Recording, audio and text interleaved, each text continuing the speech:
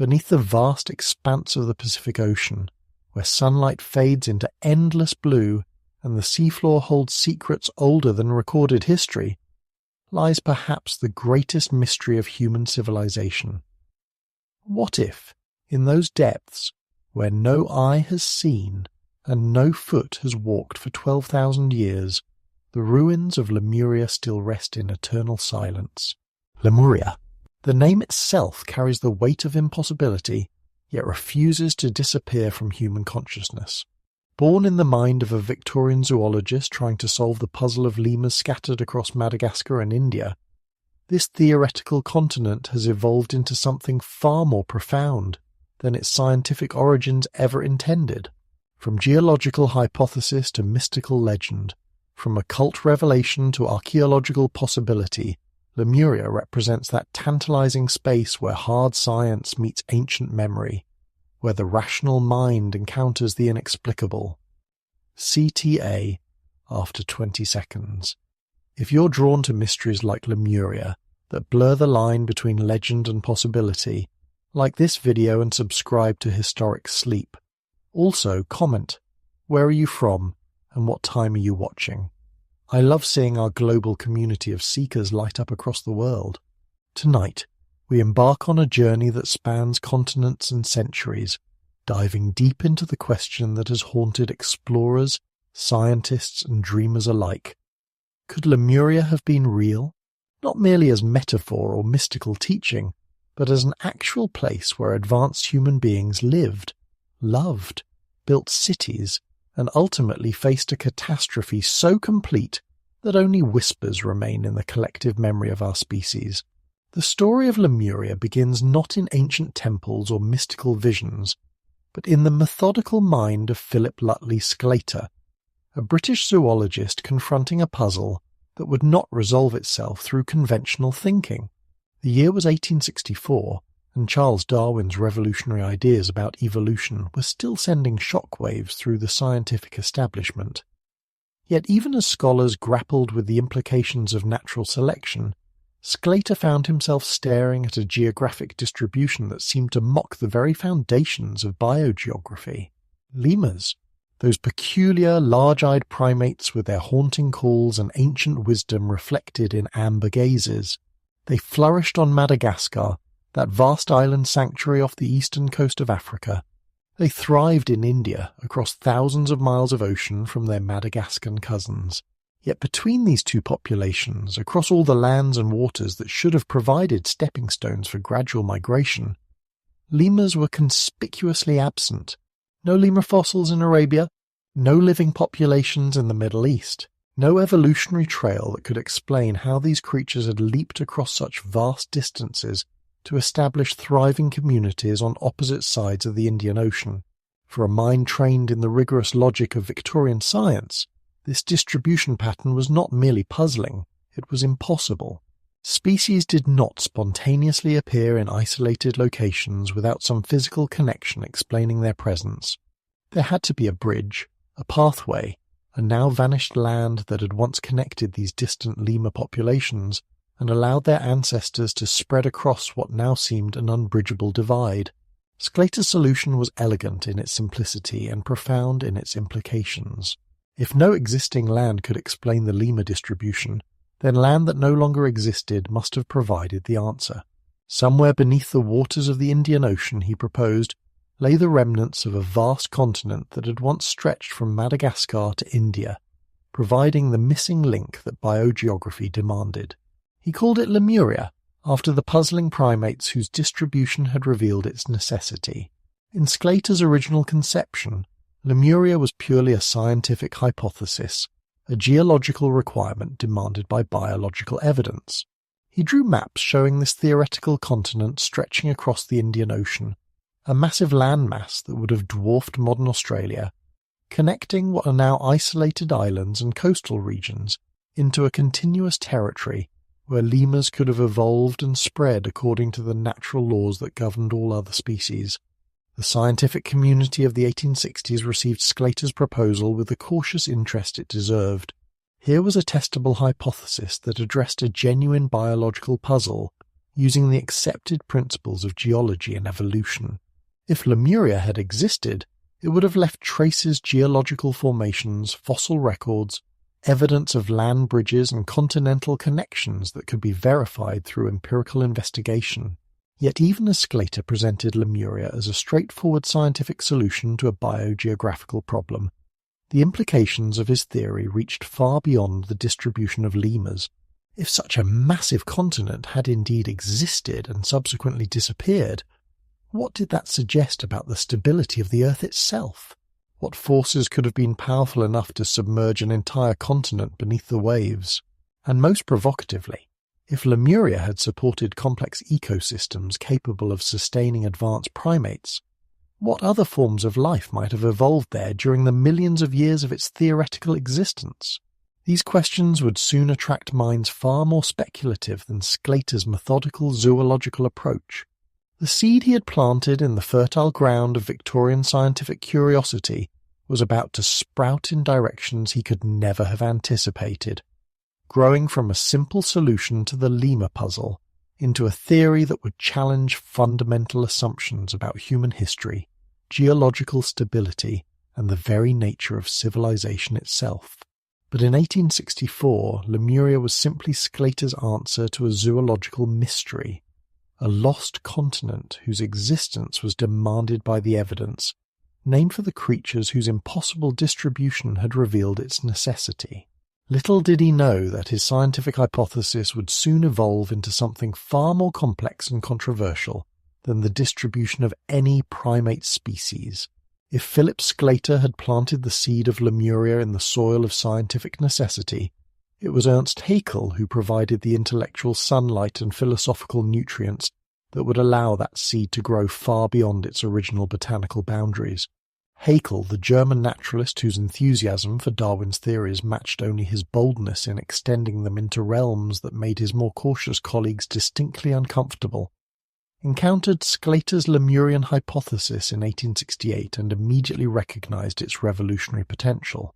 For Haeckel, Lemuria was not merely a solution to the lemur distribution problem, it was the answer to a far more profound question that had been gnawing at the foundations of human understanding since Darwin had published On the Origin of Species. If humans had evolved from earlier primates, as the mounting evidence suggested, then where had this crucial transformation taken place? The fossil record of the 1860s offered tantalizing hints, but no definitive answers about humanity's geographic origins. Africa, Asia, Europe. Each continent presented scattered evidence, but none provided the comprehensive evolutionary laboratory that human development would have required. Enter Lemuria, vast and isolated, possessed of the tropical climate and diverse ecosystems that would have been perfect for primate evolution. In Haeckel's expanding vision, Sclater's lost continent became nothing less than humanity's birthplace. The Garden of Eden reimagined through the lens of evolutionary science. Here, on this vanished landmass, the crucial transitions from primitive primates to early humans could have taken place over millions of years, sheltered from the geological disruptions and climatic variations that might have interrupted such delicate evolutionary processes elsewhere. Haeckel's 1868 work, The History of Creation, presented Lemuria to the world not merely as a biogeographical hypothesis, but as the cradle of human civilization. With the confidence that characterized his approach to scientific speculation, he argued that all the major human races had originated on this lost continent before dispersing across the globe when geological catastrophes began fragmenting and ultimately submerging their homeland. The isolation of Lemuria had provided the stable conditions necessary for human evolution, while its eventual destruction had forced humanity's exodus into the wider world. This expansion of Lemuria's role from zoological solution to anthropological foundation represented a crucial transformation in how the lost continent was conceptualized. No longer was it simply a missing piece in the puzzle of lemur distribution. It had become central to understanding human origins themselves. Haeckel's Lemuria was a place where the first human consciousness had awakened, where the first tools had been crafted, where the first words had been spoken, and the first abstract thoughts had been conceived. The German naturalist's enthusiasm for this Lemurian genesis was matched only by his willingness to extrapolate far beyond what the available evidence could reasonably support. If Lemuria had been humanity's birthplace, he argued, then the advanced civilizations that had emerged across the ancient world in Egypt, Mesopotamia, India, and China must have been founded by survivors of Lemuria's destruction, carrying with them the accumulated knowledge and cultural achievements of their lost homeland. This speculative leap from geological hypothesis to civilizational origin story represented a significant departure from the careful empiricism that had characterized Sclater's original proposal. Where Sclater had limited himself to addressing the specific biological puzzle that demanded Lemuria's existence, Haeckel was willing to construct vast theoretical frameworks based on the assumption that his expanded version of Lemuria must be true. The scientific method's emphasis on testable predictions and verifiable evidence began to give way to a more romantic and speculative approach that prioritized grand narrative coherence over methodical verification. Yet Haeckel's expansion of Lemuria's significance was not entirely without scientific merit. His understanding of evolutionary processes was sophisticated for its time, and his recognition that human development would have required stable, isolated conditions over vast periods was genuinely insightful. The problem lay not in his basic understanding of evolutionary requirements, but in his willingness to assume that Lemuria could fulfill all of these requirements without subjecting this assumption to rigorous testing. The transformation of Lemuria from Sclater's zoological hypothesis into Haeckel's anthropological foundation stone marked a crucial turning point in the lost continent's conceptual development. No longer constrained by the modest requirements of lemur biogeography, Lemuria was now free to evolve into whatever human imagination and theoretical necessity might demand. The stage was set for even more dramatic expansions of Lemurian significance, as minds less bound by scientific caution than Haeckel's began to explore what this lost continent might reveal about humanity's deepest origins and highest possibilities. In 1888, 24 years after Philip Sclater had coined the term Lemuria to solve a zoological puzzle, Helena Petrovna Blavatsky published The Secret Doctrine, a massive work that would transform the lost continent from scientific hypothesis into mystical revelation, from geological theory into spiritual teaching, from Haeckel's evolutionary cradle into something far more extraordinary and controversial. Blavatsky's Lemuria bore little resemblance to Sclater's Indian Ocean land bridge, or even Haeckel's expanded human birthplace.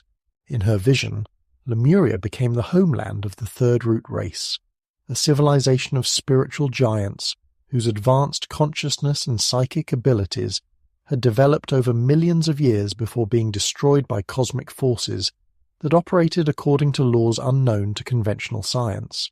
Madame Blavatsky, as she was known to her followers, claimed to have received the knowledge contained in The Secret Doctrine through mystical means-direct communication with the masters of ancient wisdom, advanced beings who had preserved the true history of human spiritual evolution through countless ages of forgetting and remembering. According to these teachings, transmitted through what Blavatsky described as telepathic contact with the masters in Tibet, the conventional understanding of human evolution was not merely incomplete, but fundamentally inverted. Humanity had not evolved upward from primitive ancestors, but had descended from godlike beings whose spiritual and mental powers had gradually diminished through successive incarnations in increasingly dense material forms. The Lemurians, in Blavatsky's revealed cosmology, had been the last humans to possess the full range of consciousness that was humanity's birthright. Inhabiting a vast continent that stretched across what is now the Pacific Ocean, Blavatsky relocated Lemuria from Sclater's Indian Ocean to the Pacific based on her mystical sources. These Third Root race beings had possessed capabilities that modern humans could barely conceive.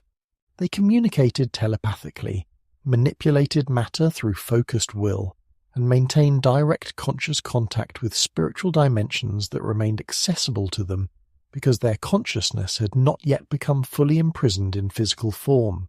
The civilization of Lemuria, as described in The Secret Doctrine, bore no resemblance to the primitive societies that conventional archaeology associated with ancient humanity.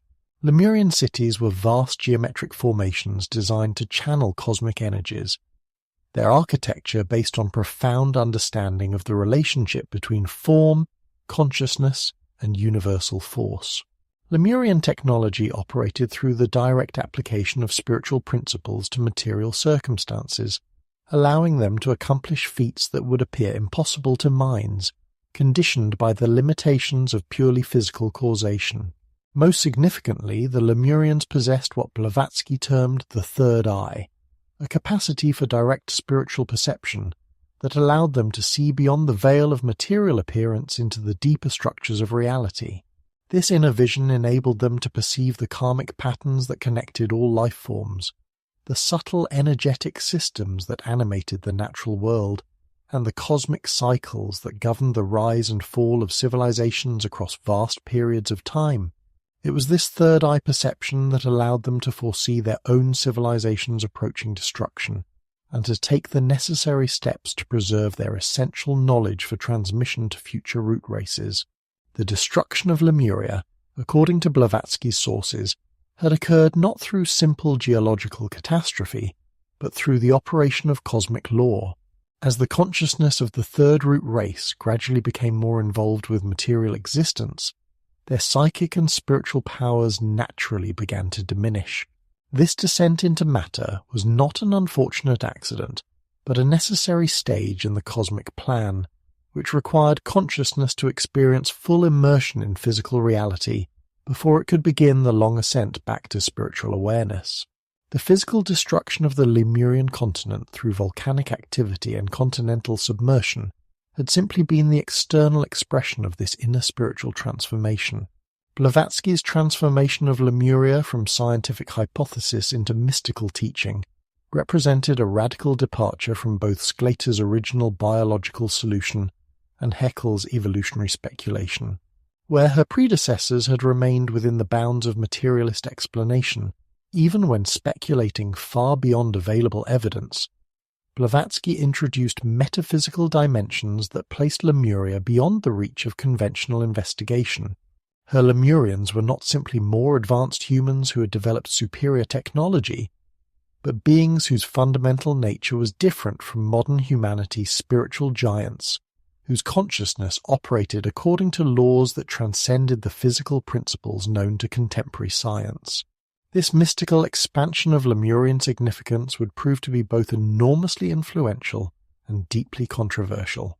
Blavatsky's theosophy attracted followers across the globe who were drawn to her promise that humanity's apparent descent from higher consciousness was not permanent, that the spiritual powers of the Lemurians remained latent within human nature and could be reawakened through appropriate training and development. At the same time, her claims to direct revelation and her departure from empirical methodology alienated scientific minds who had been intrigued by earlier, more modest versions of the Lemurian hypothesis. The transformation was complete.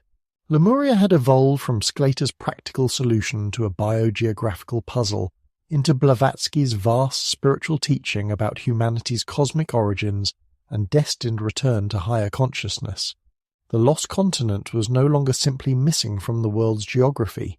It had become missing from human memory and awareness, a symbol of capacities and possibilities that modern civilization had forgotten, but which remained recoverable through dedicated spiritual effort.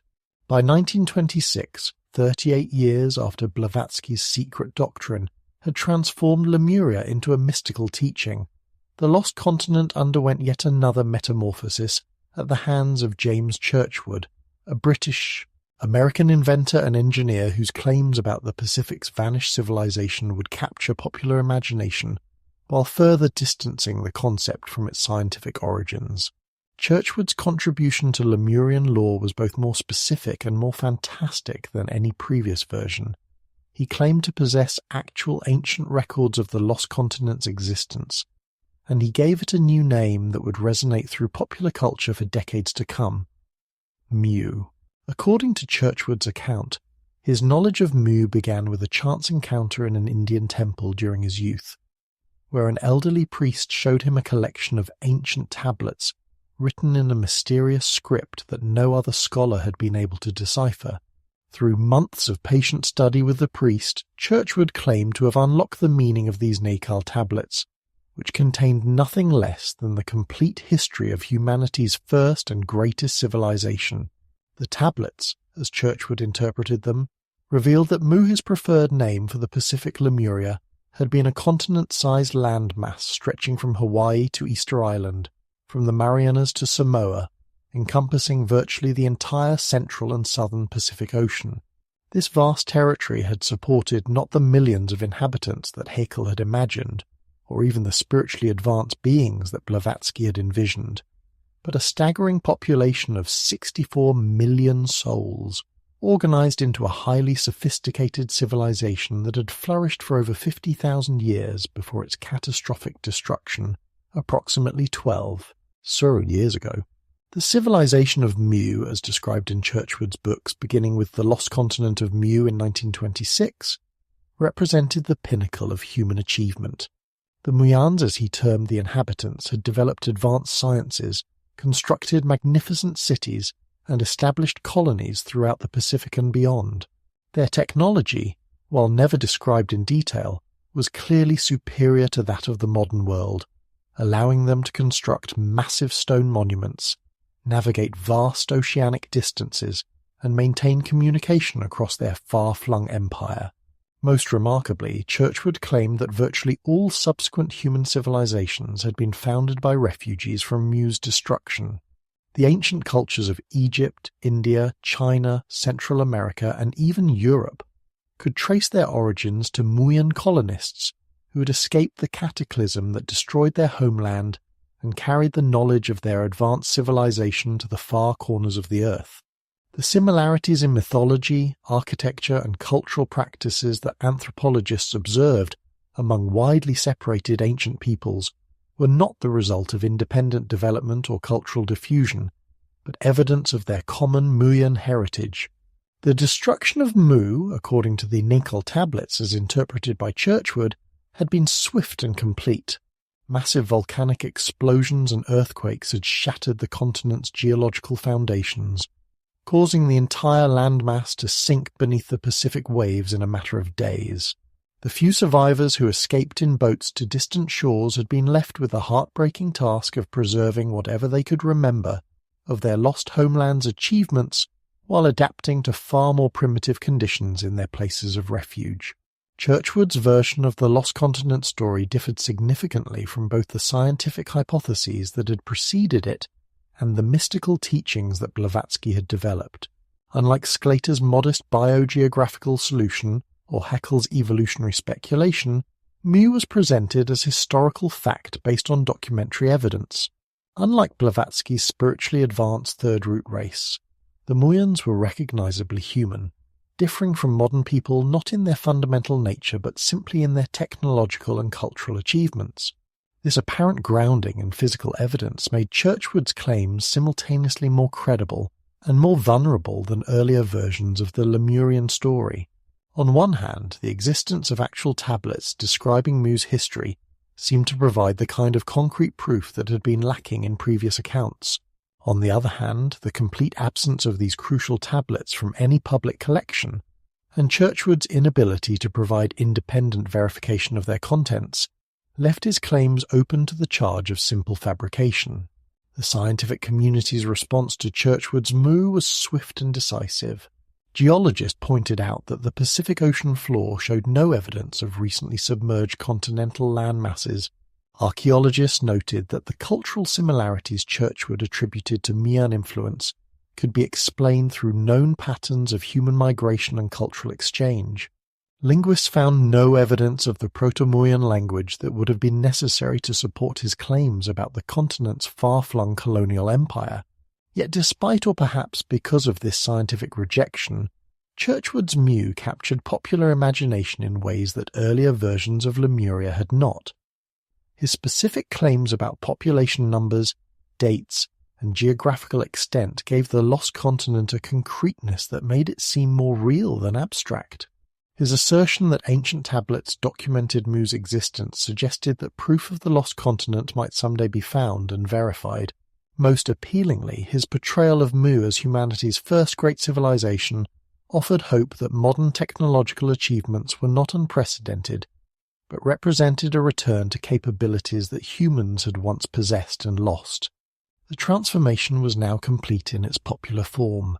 From Sclater's Lima land bridge through Haeckel's human cradle and Blavatsky's spiritual teaching to Churchward's documented ancient civilization, Lemuria Mu had evolved into a fixture of alternative history that would continue to attract believers and inspire further speculation long after the scientific community had moved on to other concerns. The stage was set for the next phase of the story, the search for evidence that might vindicate some version of the lost continent hypothesis and restore it to respectable consideration. Long before Philip Sclater coined the term Lemuria, or Helena Blavatsky channeled her cosmic revelations, the indigenous peoples of the Pacific Ocean had been telling stories that seemed to echo with memories of something lost, something vast and beautiful that had once existed but now lay hidden beneath the waves. These oral traditions, passed down through countless generations by navigators, storytellers, and spiritual keepers across thousands of isolated islands, speak with remarkable consistency of homelands that were swallowed by the sea, of ancestors who fled from drowning continents, of lands so extensive that canoe journeys between their shores would take many days to complete. The Polynesian peoples, whose extraordinary navigational abilities allowed them to populate islands scattered across an oceanic area larger than all the world's continents combined, carry within their genealogies and migration charts references to original homelands that no longer exist above the waterline. The Maori of New Zealand speak of Hawaii, a legendary land of origin that is described not simply as another island, but as a continent-sized territory from which their ancestors sailed in great fleets when the ocean began to reclaim their homeland. The specific details embedded in these traditional accounts' descriptions of the landmass's size, the multiple generations required for the evacuation, the sophisticated navigation knowledge needed to reach safety suggest cultural memories of geographical realities far more extensive than any currently visible Pacific landforms. Hawaiian oral traditions preserve stories of the Mu continent, a vast land mass that once connected the Hawaiian Islands to other Pacific territories in a continuous realm of breathtaking beauty and abundance. These traditions, recorded by ethnographers long before James Churchward published his own accounts of Mu, describe a homeland where the ancestors lived for countless generations in harmony with natural cycles and celestial movements. The destruction of this homeland, according to Hawaiian memory keepers, came not gradually but suddenly, with massive earthquakes and volcanic eruptions that fragmented the continent and sent survivors fleeing across the ocean in whatever vessels they could construct or commandeer. Most intriguingly, these Hawaiian accounts include specific details about the advanced knowledge possessed by the homeland's inhabitants, sophisticated understanding of astronomy, weather patterns, ocean currents, and seasonal cycles that enabled them to undertake transoceanic voyages with precision that continues to astonish modern maritime experts. The suggestion embedded in these traditions is that such knowledge was not developed gradually by island peoples learning to navigate between small, scattered land masses, but was inherited from ancestors who had needed such abilities to escape from a much larger territory's destruction. The Aboriginal peoples of Australia, whose cultural traditions extend back more than 40,000 years and represent the oldest continuous cultural traditions on Earth, preserve dreamtime stories that speak of vast lands to the north and east that were consumed by rising waters. These accounts, embedded in the complex mythological cycles that encode both spiritual teachings and practical geographical knowledge, describe territories that supported large populations and complex societies before being submerged by floods that transformed the entire regional geography. What makes these Aboriginal flood stories particularly compelling is their apparent correlation with known geological events. The land bridge that once connected Australia and New Guinea, creating a combined landmass that geologists term Sahul, was indeed submerged by rising sea levels at the end of the last ice age approximately 10,000 years ago. The Aboriginal accounts preserve remarkably accurate geographical details about the extent and characteristics of these vanished lands, suggesting that cultural memory can maintain practical information across hundreds of generations. But the Aboriginal traditions speak of submersion events far more extensive than the verified Sahul submersion. They describe lands to the northeast, in the direction of the Pacific Ocean's central expanse, that were so vast their destruction required many seasons of rising waters. The populations of these territories, according to the Dreamtime accounts, possessed advanced knowledge of land management, seasonal forecasting, and long-distance communication that enabled some of them to reach the Australian continent as refugees from their homeland's submersion. Micronesian oral traditions, preserved by peoples whose ancestors achieved perhaps the most sophisticated open ocean navigation system ever developed, speak consistently of a motherland that once existed in the Central Pacific, and from which their navigational knowledge ultimately derives. The traditional navigation schools of the Caroline Islands maintain songs and chants that describe this homeland's geography in remarkable detail. Its mountain ranges, river systems, harbours, and climate patterns, despite the fact that no such landmass currently exists anywhere in their oceanic realm. These Micronesian traditions are particularly significant because they come from cultures whose survival has depended for thousands of years on the absolute accuracy of their geographical and oceanographic knowledge. Micronesian navigators can accurately guide vessels across hundreds of miles of open ocean using only observations of wave patterns, celestial movements, and marine life behavior. Their traditional knowledge systems have been tested against the harsh realities of oceanic survival for countless generations. When such cultures preserve detailed geographical descriptions of lands that cannot be located on any modern map, the implications demand serious consideration.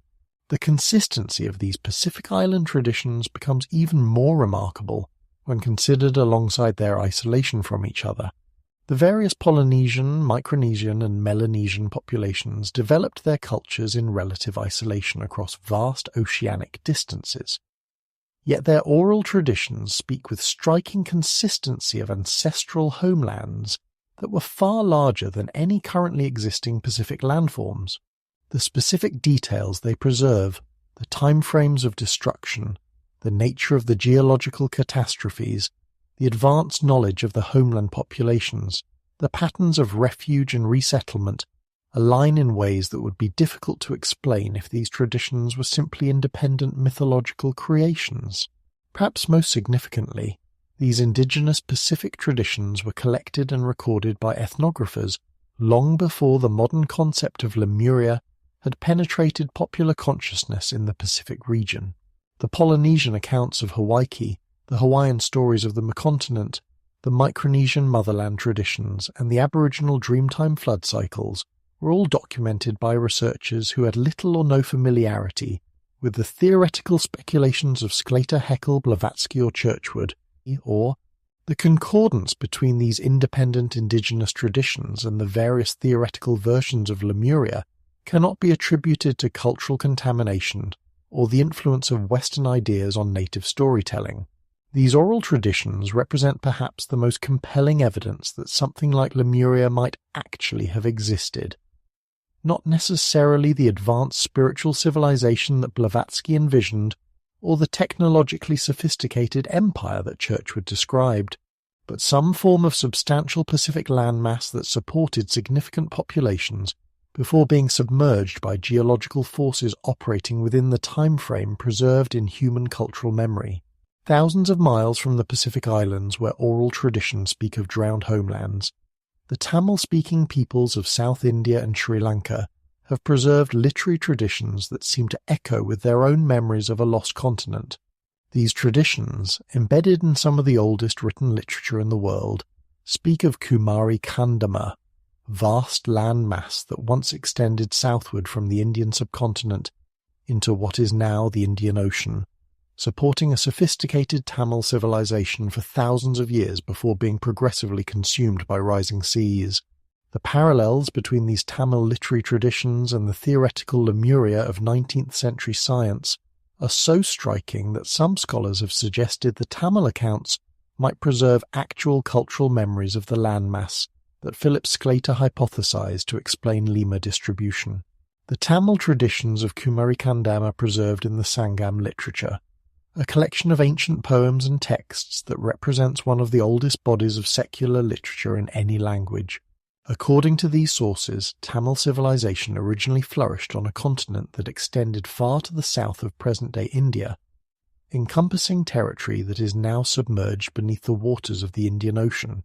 This lost land, known as Kumarikandam or sometimes as the First Sangam land, was the original homeland of Tamil culture, language, and learning, a place where the arts and sciences reached levels of sophistication that were never again equalled in the smaller territories where Tamil refugees established themselves after their homeland's destruction. The Sangam literature describes not one but 3 successive submersions of Tamil territory, each representing a catastrophic loss of land, population and cultural achievement. The first Sangam, according to these accounts, was established on the original Kumarikandam and flourished for thousands of years, producing literature and scholarship that filled entire libraries and supported a complex civilization with extensive trade networks, advanced architecture and sophisticated political organization. The submersion that destroyed this first cultural flowering forced the surviving Tamil population to relocate northward to a smaller landmass, where they established the second Sangam and attempted to recreate their lost civilization under more constrained geographical circumstances. The second Sangam, while still producing significant cultural achievements, was smaller and less magnificent than its predecessor, a pale reflection of the greatness that had been lost with the original Kumarikandam. This second cultural centre also eventually fell victim to rising waters, forcing another northward migration and another painful process of cultural reconstruction in an even more limited territory. The third Sangam, established in what is now South India and Sri Lanka, represents the final refuge of Tamil civilization, the remnant of a culture that had once commanded vast territories and resources, but had been progressively compressed into an ever-shrinking homeland by the ocean's relentless advance. What makes these Tamil traditions particularly compelling is their remarkable specificity about the lost landmass's geography and the time frames involved in their submersion. The descriptions of Kumarikandam in the Sangam literature include details about river systems, mountain ranges, ports, and trading centres that are described with the precision of actual geographical knowledge, rather than the vagueness typically associated with mythological accounts. The texts speak of specific rivers, the Paruli and the Kumari, that flowed across the lost continent, and are described in terms that suggest detailed familiarity with their courses, tributaries, and seasonal variations. The temporal framework described in the Tamil traditions also aligns remarkably well with the time frame suggested by various theories about Lemuria's existence and destruction. According to the Sangam accounts, the final submersion of Tamil territory occurred approximately 9,000 to 10,000 years ago, a time frame that corresponds closely with the end of the last ice age, when rapid climate change and rising sea levels would have been capable of submerging vast coastal areas and low-lying continental shelves. This timing also aligns with the catastrophic period that many Lemuria theorists have proposed as the most likely time frame for the Pacific continent's destruction. The cultural content preserved in the Tamil traditions provides additional intriguing parallels with theoretical Lemurian civilization. The Sangam literature describes the lost Tamil homeland as a centre of advanced learning, where sophisticated philosophical systems, complex mathematical concepts, and detailed astronomical knowledge were developed and maintained. The educational institutions of Kumarikandam are portrayed as attracting scholars from distant lands and producing intellectual achievements that influenced cultural development across a wide geographical area. Most significantly, the Tamil traditions describe their lost civilization as having possessed advanced maritime capabilities that enabled extensive oceanic trade and communication. The ports of Kumarikandam are described as hosting vessels from distant continents and serving as centres for the exchange of goods, ideas, and cultural practices across vast oceanic distances. The ports of Kumarikandam are described as hosting vessels from distant continents and serving as centres for the exchange of goods, ideas, and cultural practices across vast oceanic distances. This emphasis on maritime sophistication aligns with the geographical requirements that would have been necessary for any substantial Indian Ocean civilization, while also echoing the advanced navigational capabilities that various Lemuria theorists have attributed to the lost continent's inhabitants. The linguistic evidence preserved in Tamil literature provides another fascinating dimension to the Kumarikandam traditions.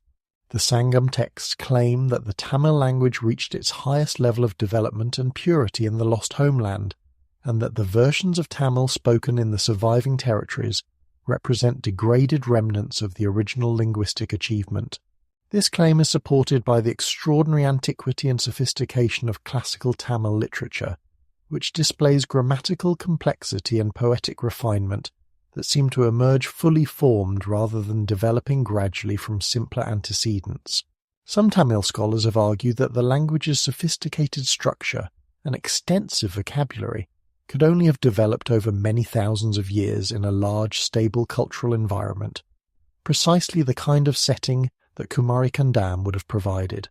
The abrupt appearance of complex Tamil literary forms in the historical record, they suggest, can best be explained as the remnant of a much more extensive literary tradition that was largely lost when the homeland that had supported it disappeared beneath the waves.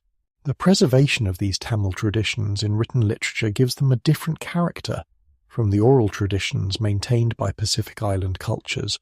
While oral traditions can be remarkably stable across generations, they also tend to evolve and adapt to changing circumstances in ways that can obscure their original content. Written traditions, particularly those preserved in sacred or classical literature, tend to maintain their original form more faithfully across centuries and millennia. The Tamil accounts of Kumarikandam, embedded as they are in the Sangam literature that has been carefully preserved and transmitted for over 2,000 years, represent perhaps the most detailed and specific written records of a lost continent that have been preserved in any cultural tradition. The fact that these accounts describe a lost landmass in precisely the location where Philip Sclater would later hypothesize Lemuria's existence, and that they were recorded long before any European scholar had proposed the existence of such a continent, raises profound questions about the relationship between cultural memory and historical reality across the vast expanse of Asia, from the monasteries of Tibet to the temples of Java, from the ancient courts of China to the sacred groves of Japan. Flood stories permeate religious literature and cultural memory with a consistency that transcends the boundaries of language, ethnicity, and religious tradition. These accounts speak of great submersions that destroyed advanced civilizations, of survivors who carried the remnants of sophisticated knowledge to higher ground, of golden ages that ended when the waters rose and entire continents vanished beneath the waves.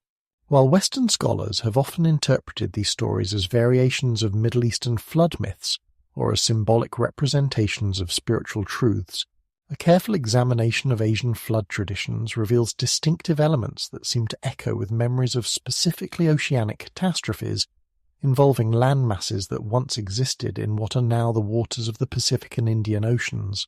The Buddhist Jataka tales, which purport to describe events from the Buddha's previous incarnations across countless lifetimes, include numerous stories of island kingdoms and oceanic empires that were destroyed by rising waters.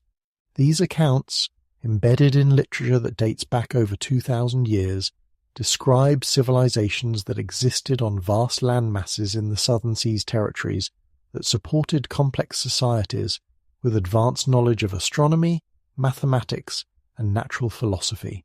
The destruction of these ocean continent civilizations is portrayed not as divine punishment for moral failing, but as the natural operation of cosmic cycles that govern the rise and fall of all earthly formations across vast periods of time. What makes these Buddhist flood accounts particularly intriguing is their emphasis on the preservation and transmission of knowledge across catastrophic transitions.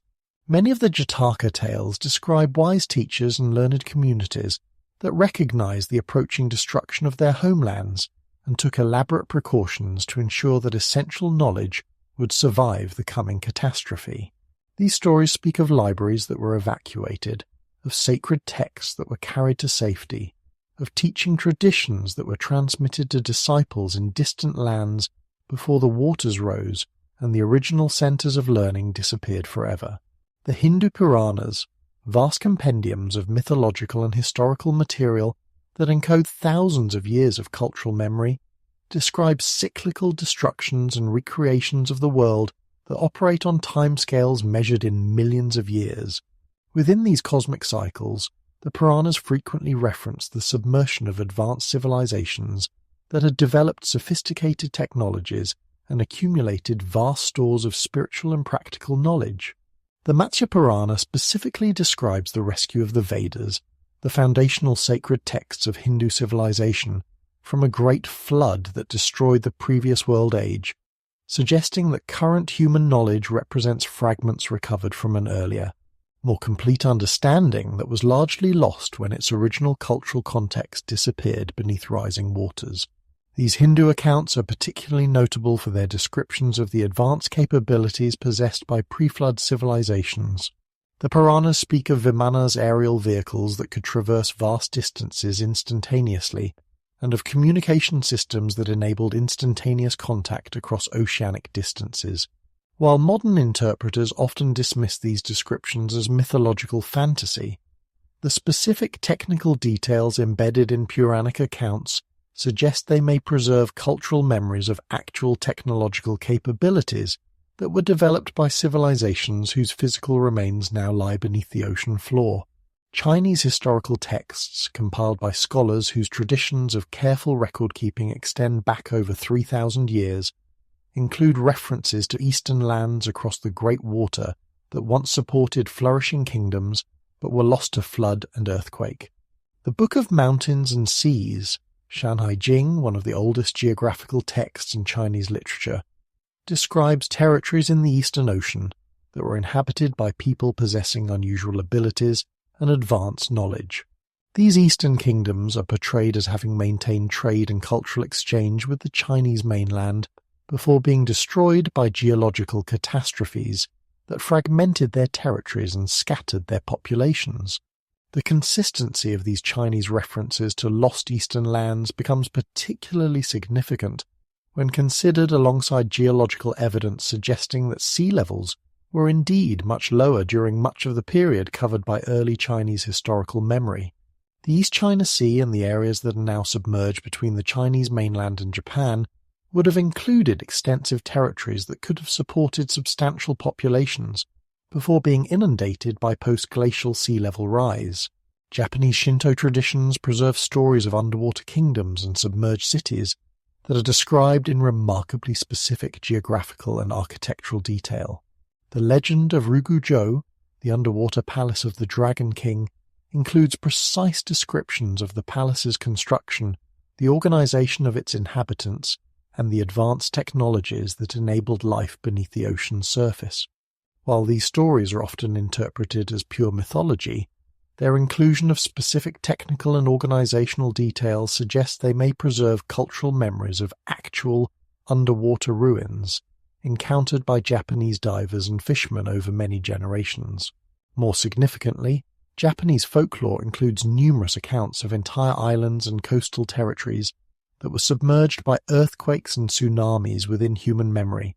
The geological activity that characterizes the Japanese archipelago has provided ample opportunity for substantial territories to be lost to oceanic submersion, and Japanese cultural traditions have maintained detailed accounts of such events that correlate closely with geological evidence for major seismic catastrophes. The Javanese tradition of Atlantis Jawa speaks of a vast landmass that once connected the Indonesian archipelago into a continuous territory before being fragmented by volcanic activity and rising seas. According to these traditions, this lost land supported an advanced civilization that possessed sophisticated understanding of architecture, agriculture, and natural philosophy. The destruction of Atlantis Jawa scattered its inhabitants across the smaller islands that remained above water, where they became the ancestors of the diverse Indonesian populations and carried with them fragments of their homeland's advanced knowledge. These Indonesian traditions gained credibility from geological evidence confirming that much of the Indonesian archipelago was indeed connected by dry land during periods of lower sea level. The Sunda Shelf, which underlies much of the shallow water between the major Indonesian islands, was exposed as dry land as recently as 10,000 years ago and could have supported substantial populations before being submerged by rising seas at the end of the last ice age. What emerges from this survey of Asian flood traditions is a remarkable consistency of detail that transcends cultural and linguistic boundaries. Across diverse Asian cultures that developed in relative isolation from each other, flood stories consistently describe the destruction of advanced civilizations that possess sophisticated knowledge and capabilities. These civilizations are typically located on substantial land masses in oceanic settings, and their destruction is attributed to rapid geological processes that submerge vast territories within relatively short periods of time. The time frames referenced in these various Asian traditions also show remarkable consistency, with most accounts placing the Great Submersions between 10,000 and 12,000 years ago, precisely the period when rapid climate change at the end of the last ice age would have caused dramatic sea level rises capable of submerging extensive coastal territories and continental shelves. This temporal convergence suggests that the Asian flood traditions may preserve cultural memories of actual geological events rather than purely mythological constructions. Perhaps most significantly, these Asian traditions were recorded and preserved long before any European scholar had hypothesized the existence of lost continents in the Pacific or Indian Oceans. The Buddhist, Hindu, Chinese and Japanese accounts of submerged civilizations represent independent cultural traditions that develop their flood narratives without influence from Western theories about Lemuria or other lost continents. The fact that these traditions describe lost landmasses in the same oceanic regions, where 19th century scientists would later hypothesize the existence of Lemuria, suggests that cultural memory may preserve traces of geographical realities that have been lost to historical records but survive in the collective memory of human civilization. When we step back from the specific cultural traditions of the Pacific and Asia and survey the vast landscape of human mythology, a remarkable pattern emerges that transcends the boundaries of language, geography, and cultural development. Across every inhabited continent, among peoples separated by thousands of miles and thousands of years of independent cultural evolution, flood stories persist with a consistency that has puzzled anthropologists and mythologists since systematic comparative studies began. These are not simply tales of local inundations or seasonal flooding, but accounts of worldwide catastrophes that destroyed advanced civilizations and forced humanity to begin anew from scattered survivors who preserved fragments of their ancestors' achievements.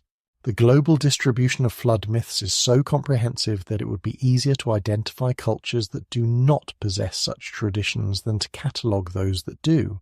From the Sumerian epic of Gilgamesh to the biblical account of Noah, from the Greek story of Deucalion to the Hindu legend of Manu, from the Aztec myth of the Five Suns to the Aboriginal Dreamtime flood cycles, human cultures have preserved remarkably similar accounts of catastrophic inundations that mark decisive turning points in human history. The consistency of these traditions becomes even more remarkable when we consider that many of the cultures that preserve them developed in geographical settings where devastating floods would have been unlikely or impossible under current climatic and geological conditions. What emerges from comparative analysis of these global flood traditions is a pattern that aligns remarkably well with the various theoretical reconstructions of Lemurian history. The myths consistently describe the destroyed civilizations as more advanced than the cultures that succeeded them, possessing superior knowledge, more sophisticated technologies, and more highly developed spiritual or philosophical systems. The survivors of these floods are typically portrayed as carrying remnants of their lost civilization's achievements to new territories, where they become the founders of subsequent cultures and the sources of whatever advanced knowledge those cultures possess. The timing referenced in flood myths from around the world shows a striking convergence around the period between 10,000 and 15,000 years ago, precisely the time frame when rapid climate change at the end of the last ice age would have caused dramatic alterations in global geography. Sea levels rose by more than 400 feet during this period, submerging millions of square miles of previously habitable territory and forcing massive human migrations to higher ground. Coastal civilizations that had developed over thousands of years of stable, lower sea levels would have been completely destroyed, their achievements erased so thoroughly that only scattered traces would remain in the cultural memory of survivor populations. The specific details preserved in global flood traditions provide additional parallels with theoretical Lemurian scenarios. Many of these myths describe the pre-flood civilizations as having possessed advanced maritime capabilities, sophisticated navigation systems, ocean-going vessels, and extensive trade networks that connected distant territories across vast oceanic distances. This emphasis on maritime sophistication would have been a natural development for civilizations that flourished during periods of lower sea level, when the continental shelves that are now submerged would have provided extensive territorial bases for oceanic cultures. The flood myths also consistently describe the catastrophic events themselves in terms that align with the geological processes that would have been necessary to destroy continent-sized landmasses like the theoretical Lemuria. Volcanic eruptions, massive earthquakes, and rapid changes in sea level are frequently mentioned as the primary agents of destruction. These are precisely the kinds of geological forces that would have been capable of fragmenting and submerging large landmasses, particularly in geologically active regions like the Pacific Ring of Fire, where various versions of Lemuria have been proposed to have existed. Perhaps most significantly, the global flood traditions preserve accounts of knowledge transmission that mirror the cultural diffusion patterns that Lemurian theorists have proposed to explain similarities among ancient civilizations.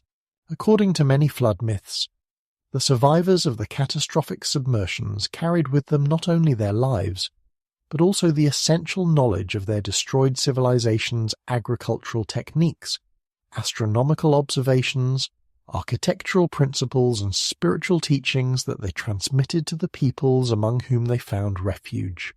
This pattern of knowledge preservation and transmission provides a potential explanation for one of the most puzzling aspects of human cultural development: the apparent sudden emergence of sophisticated civilizations in multiple locations around the world following the end of the last ice age, the rapid development of agriculture, monumental architecture, complex astronomical observations, and advanced mathematical systems in ancient Egypt, Mesopotamia, the Indus Valley, and Central America has long challenged conventional theories of gradual cultural evolution.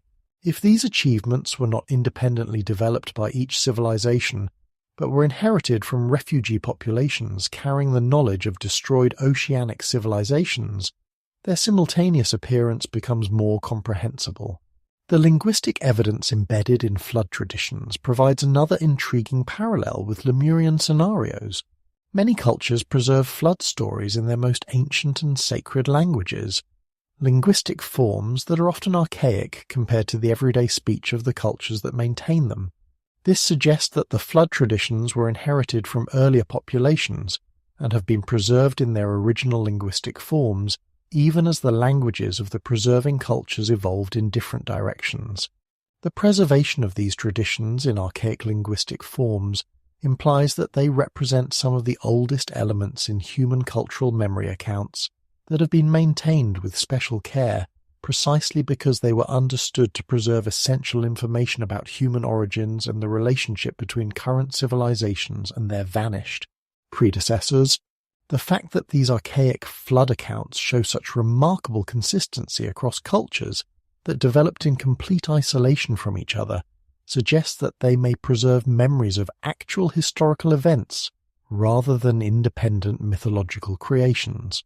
The psychological and spiritual dimensions of global flood traditions also align with patterns that would be expected if they preserved cultural memories of actual civilizational collapse. Many flood myths describe not only the physical destruction of the pre-flood world, but also a fundamental change in human consciousness and capabilities. The post-flood humanity is typically portrayed as diminished compared to their ancestors, possessing less sophisticated knowledge, more limited spiritual abilities, and reduced lifespans.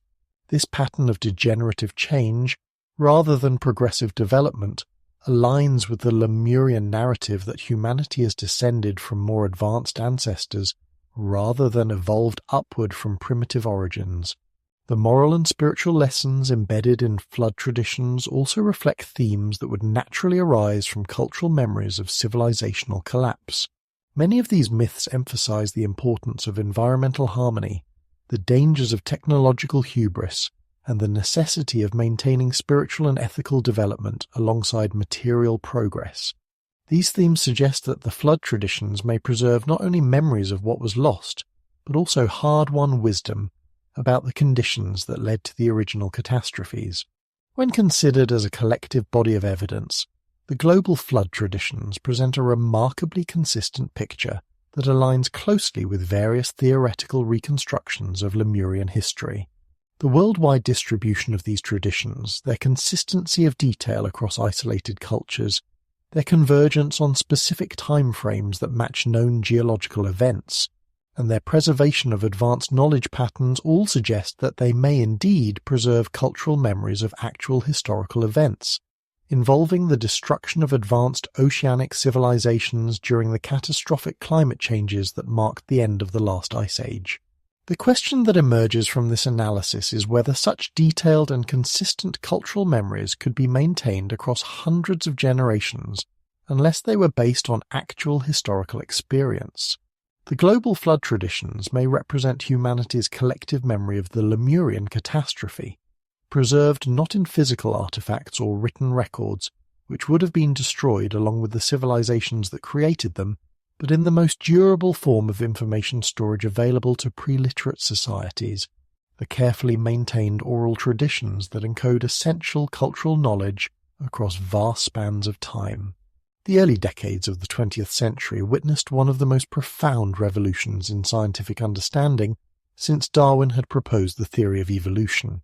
Alfred Wegener, a German meteorologist and geophysicist, was developing a theory so radical that it would fundamentally transform humanity's understanding of the Earth itself, and in the process, render Philip Sclater's original conception of Lemuria not merely incorrect but literally impossible. The theory of continental drift, which Wegener first proposed in 1912 and spent the remainder of his career defending against almost universal scientific opposition, revealed that the continents themselves were not fixed features of the Earth's geography, but mobile entities that had moved vast distances across the planet's surface over millions of years. Wegener's revolutionary insight emerged from his observation that the coastlines of Africa and South America appeared to fit together like pieces of a massive jigsaw puzzle. This visual correspondence, which had been noted by earlier observers, took on profound significance when Wegener began correlating geological formations, fossil distributions and climate patterns across the Atlantic Ocean. He discovered that rock formations on the western coast of Africa matched precisely with formations on the eastern coast of South America, that identical fossil species appeared in both locations despite being separated by thousands of miles of ocean, and that evidence of ancient glaciations and tropical climates aligned across continental boundaries in ways that could only be explained if the continents had once been joined together. The implications of Wegener's theory for Sclater's Lemuria were immediate and devastating. If the continents were mobile entities that had moved substantial distances over geological time, then the distribution of lemurs between Madagascar and India could be explained without requiring a now-vanished land bridge. Madagascar and India had indeed once been connected, not by a separate continent that had subsequently sunk beneath the waves, but as parts of a single, massive landmass that had later broken apart and drifted to their current positions. The mysterious lemur distribution that had inspired Sclater's original Lemurian hypothesis was simply evidence that these territories had once been joined in a configuration completely different from today's geography. Wegener's reconstruction of ancient continental positions revealed the existence of Gondwana, a supercontinent that had included present-day Africa, South America, Antarctica, Australia, India, and Madagascar as a single continuous landmass. The breakup of this supercontinent over millions of years had scattered its constituent pieces across the globe, carrying their fossil assemblages and geological formations to positions that seemed inexplicable under the assumption of fixed continental geography. The lemurs that had puzzled Sclater were simply descendants of populations that had evolved when Madagascar and India were neighbouring territories on the same continent, their current separation reflecting not the submersion of an intervening land bridge, but the actual movement of the continents themselves. The scientific community's initial reaction to Wegener's continental drift theory was overwhelmingly negative. The idea that entire continents could move thousands of miles across the Earth's surface seemed to violate everything that was understood about the strength of rock and the stability of the planet's fundamental structure. Geologists objected that no known force could be powerful enough to push continents across oceanic distances. Physicists calculated that the resistance of the ocean floor would make such movement impossible. The theory was dismissed as wild speculation, lacking any plausible mechanism that could account for the continental movements it proposed. Yet despite this scientific opposition, the evidence that Wegener had assembled continued to accumulate and strengthen. Detailed geological surveys revealed increasingly precise correlations between formations on opposite sides of ocean basins. Paleontological investigations uncovered fossil distributions that became comprehensible only when viewed from the perspective of continental drift. Climate reconstructions showed ancient ice ages and tropical periods that made sense only if the continents had been arranged differently in the past. The breakthrough that would vindicate Wegener's theory and definitively eliminate the original conception of Lemuria came with the development of plate tectonics in the 1960s. Ocean floor mapping, made possible by sonar technology developed during World War II, revealed that the ocean floors were not ancient, stable surfaces, but relatively young geological formations that were being continuously created at mid-ocean ridges and destroyed at deep ocean trenches. The discovery of magnetic striping patterns on the ocean floor provided direct evidence that new oceanic crust was being formed by volcanic activity at spreading centres, and that this new crust was moving away from its point of origin as additional material was added behind it. The plate tectonic revolution provided the mechanism that had been missing from Wegener's original theory. The continents were not ploughing through solid ocean floor as critics had objected, but were being carried as passengers on massive crustal plates that were themselves in constant motion. The Earth's surface was revealed to be a dynamic system of interacting plates, whose boundaries were marked by earthquakes, volcanic activity, and mountain-building processes that continued to reshape the planet's geography over millions of years. The acceptance of plate tectonic theory during the 1960s marked the final scientific abandonment of the original Lemurian hypothesis. The Indian Ocean, where Sclater had proposed that Lemuria once existed, was revealed to be flawed by oceanic crust that had been formed over the past 150 million years as India separated from Africa and moved northward toward its collision with Asia.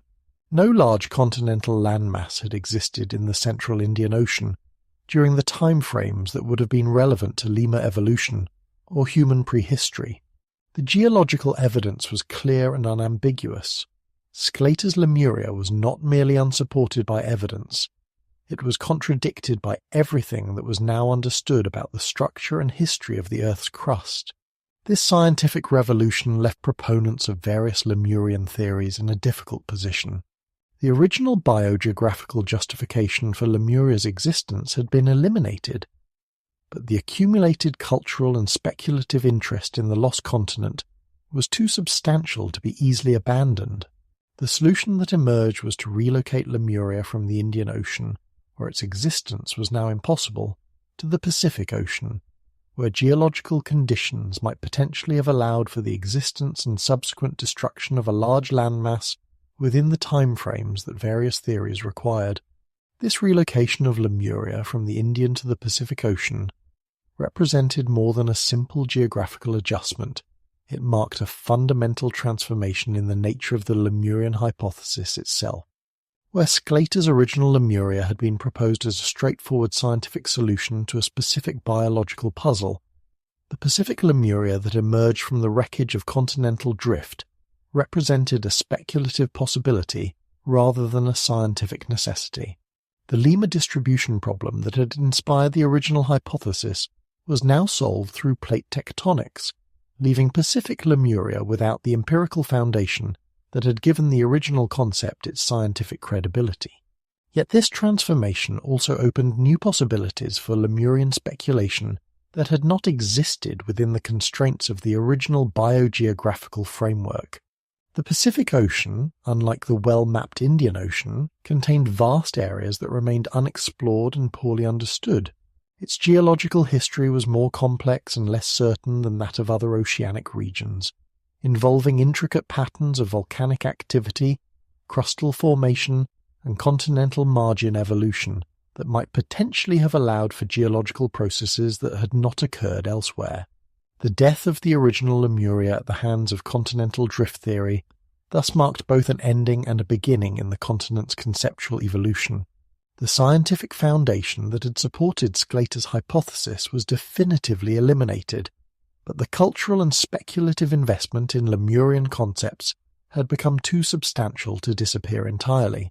Instead, the lost continent migrated from the realm of scientific hypothesis to that of speculative possibility, from the Indian Ocean, where its existence was now impossible, to the Pacific Ocean, where its existence remained, if unlikely, at least not definitively disproven. This transition would prove crucial to the subsequent development of Lemurian ideas, as it freed the concept from the constraints of specific scientific requirements, while opening it to investigation using new technological capabilities and expanded understanding of geological processes.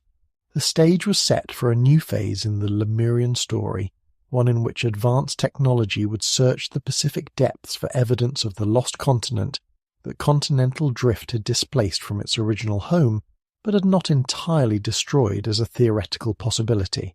With the original Indian Ocean Lemuria rendered impossible by the scientific revolution of plate tectonics, the question naturally arose: could the Pacific Ocean have hosted the lost continent that cultural memory and speculative theory continued to demand? The Pacific, vast beyond human comprehension and containing geological processes of extraordinary complexity, presented a very different environment from the relatively straightforward crustal history that had ruled out Lemuria's existence in the Indian Ocean. Here, in the world's largest body of water, where volcanic activity continued to create and destroy land masses on scales both massive and subtle, the possibility remained that something like Lemuria might indeed have existed within the time frames suggested by various cultural traditions and theoretical reconstructions. The Pacific Ocean encompasses nearly 1/3 of the Earth's surface, containing more water than all other oceanic regions combined. Its geological history is dominated by the Pacific Plate, the largest of the Earth's crustal plates, which has been moving northwestward for millions of years while interacting with numerous smaller plates in patterns of extraordinary complexity. This tectonic activity has created the Pacific Ring of Fire, a zone of intense volcanic and seismic activity that surrounds the ocean basin and continues to reshape its geography through processes that operate on timescales ranging from sudden catastrophic events to gradual changes that unfold over millions of years. The key question for Pacific Lemuria's possibility lies in understanding the geological processes that could have created and subsequently destroyed a substantial landmass within the time frames suggested by cultural traditions and speculative theories. Unlike the Indian Ocean, where oceanic crust formation follows relatively predictable patterns, the Pacific contains geological anomalies and complex processes that might potentially have supported the existence of temporary continental-scale landmasses that could later have been destroyed by the same forces that created them. Volcanic island formation in the Pacific provides a model for how substantial landmasses can emerge from oceanic depth through geological processes. The Hawaiian island chain, created by volcanic activity as the Pacific Plate moves over a stationary hotspot in the Earth's mantle, demonstrates how oceanic volcanism can produce land masses of considerable size and complexity. The Big Island of Hawaii, still growing through ongoing volcanic activity, covers over 4,000 square miles and rises more than 30,000 feet from the ocean floor to its highest peaks, a landmass created entirely through volcanic processes within the past million years. But the Hawaiian example also illustrates the temporary nature of volcanically created landmasses. As the Pacific Plate continues to move northwest, carrying the older Hawaiian islands away from the hotspot that created them, these islands gradually erode and subside back towards sea level. The oldest Hawaiian islands in the chain exist now only as underwater seamounts, their former terrestrial landscapes completely submerged beneath hundreds of feet of water. This cycle of creation and destruction demonstrates that substantial Pacific landmasses can indeed emerge and disappear within geological timeframes that are relevant to human prehistory. The concept of large igneous provinces, LIPs, provides another mechanism by which continental-scale landmasses might have existed temporarily in the Pacific region. LIPs are massive volcanic formations created by unusually intense periods of mantle activity that can produce enormous volumes of basaltic rock over relatively short geological periods. The Ontong Java Plateau, located in the southwestern Pacific, represents one of the largest lips on Earth, covering an area roughly the size of Alaska and rising thousands of feet above the surrounding ocean floor. Current evidence suggests that the Ontong Java Plateau was formed approximately 120 million years ago, during a period of extraordinary volcanic activity that may have briefly elevated portions of it above sea level, creating a temporary landmass of continental proportions. While this time frame is far too ancient to be relevant to human prehistory or cultural memory, the existence of such formations demonstrates that the Pacific geological environment is capable of creating landmasses on the scale that various Lemurian theories have proposed. More relevant to Lemurian timescales are the processes that have affected Pacific geology during the past 20,000 years, particularly the dramatic changes associated with the end of the last ice age. Sea level variations during this period were substantial, with global ocean levels dropping by more than 400 feet during glacial maxima and rising rapidly as the ice sheets melted. These sea level changes would have had profound effects on Pacific geography, exposing substantial areas of what is now underwater territory during periods of low sea level and subsequently submerging these areas as the glaciers melted and ocean levels rose. The Sahul and Sunda shelves, which connect Australia to New Guinea and Southeast Asia to the Indonesian archipelago respectively, provide documented examples of how extensive landmasses can be alternately exposed and submerged by sea level changes within timeframes relevant to human cultural memory. During glacial periods, these shelves formed continuous land bridges that supported substantial ecosystems and human populations. As sea levels rose at the end of the Ice Age, vast territories that had supported complex societies for thousands of years were gradually submerged, forcing their inhabitants to migrate to higher ground and preserving only scattered islands as remnants of formerly continuous landmasses. The Pacific contains numerous underwater features that might represent similar submerged territories. The Kerguelen Plateau in the southern Indian Ocean, though technically outside the Pacific Basin, provides an example of a continental fragment that is now almost entirely submerged, but which geological evidence suggests was largely above sea level during recent geological history. Drilling samples from the Kerguelen Plateau have revealed fossils of land plants and evidence of soil formation that indicate substantial portions of this now underwater landmass supported terrestrial ecosystems during the Cenozoic era. Within the Pacific proper, numerous seamounts, guyots, and underwater ridges show evidence of having been at or near sea level during recent geological history. Guyots' underwater mountains with flat tops are particularly intriguing, as their flattened summits appear to have been eroded by wave action, indicating that they were once at or near the ocean surface.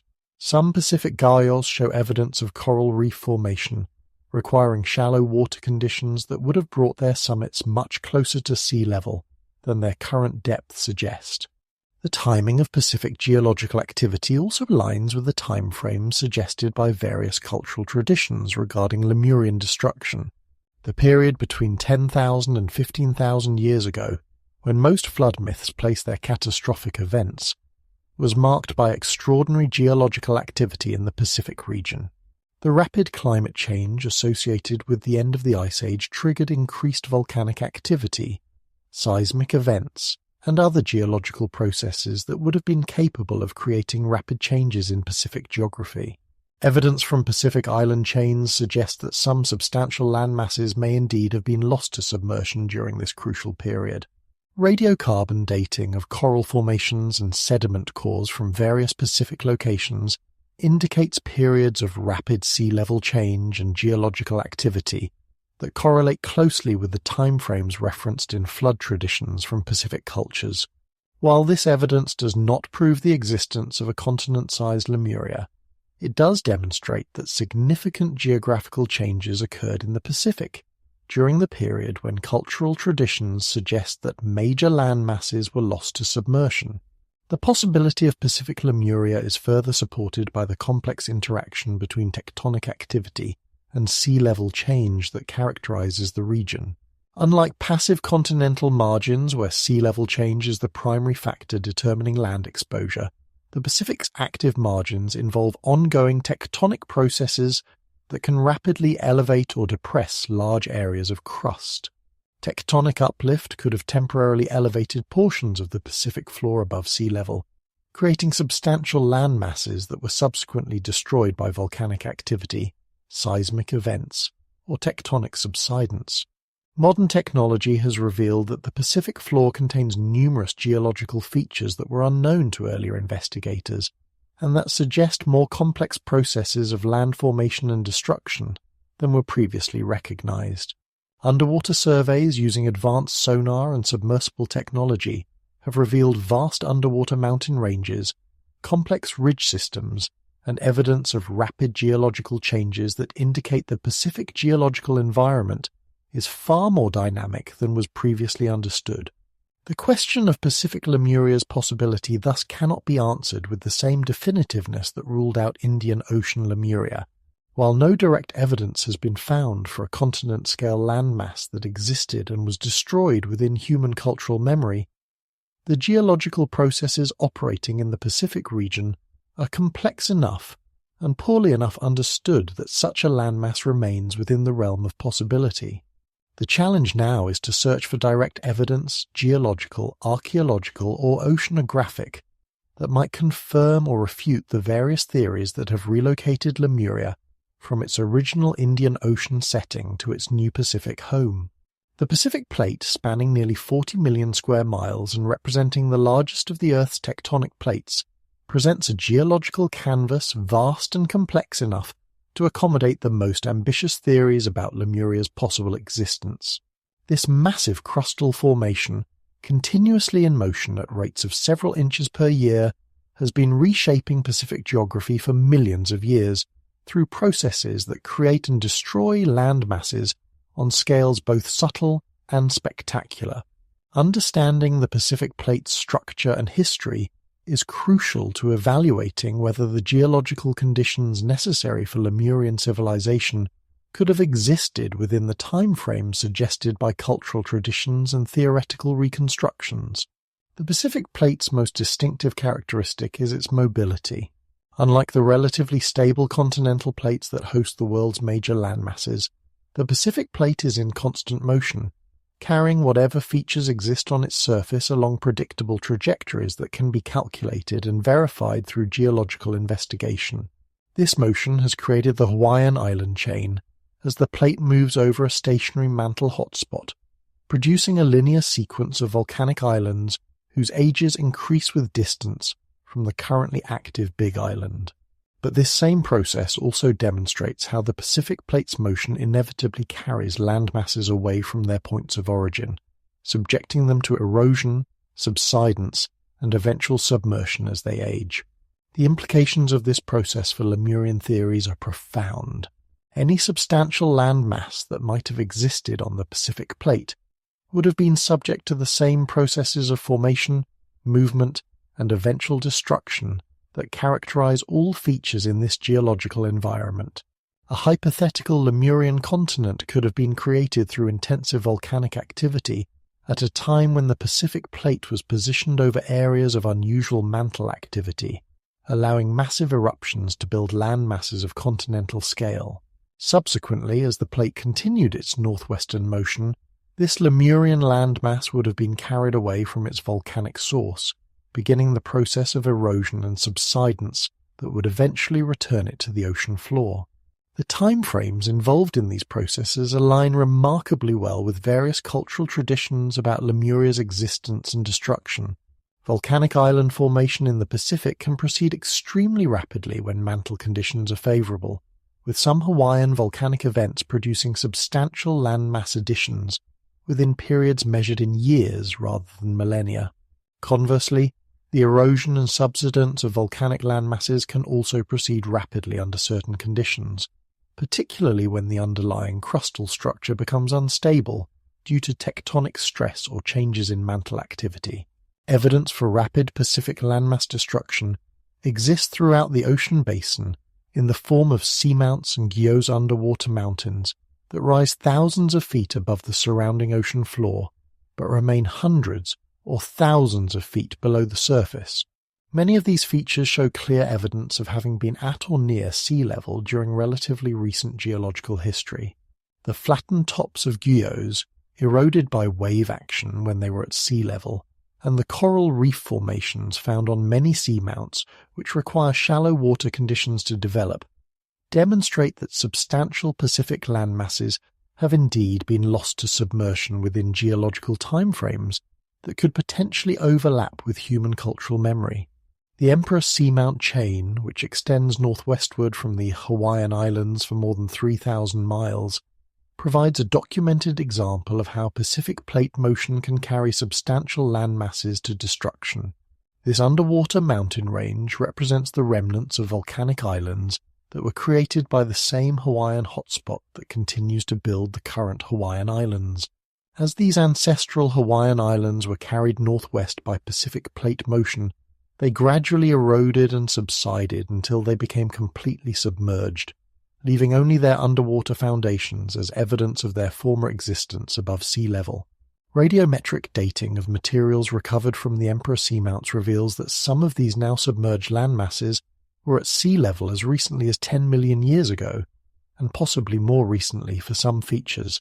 While this time frame is still far too ancient to be relevant to human cultural memory, the process it demonstrates, the creation of substantial land masses, followed by their transportation to destruction through plate motion, provides a plausible mechanism by which Pacific Lemuria could have existed and subsequently disappeared.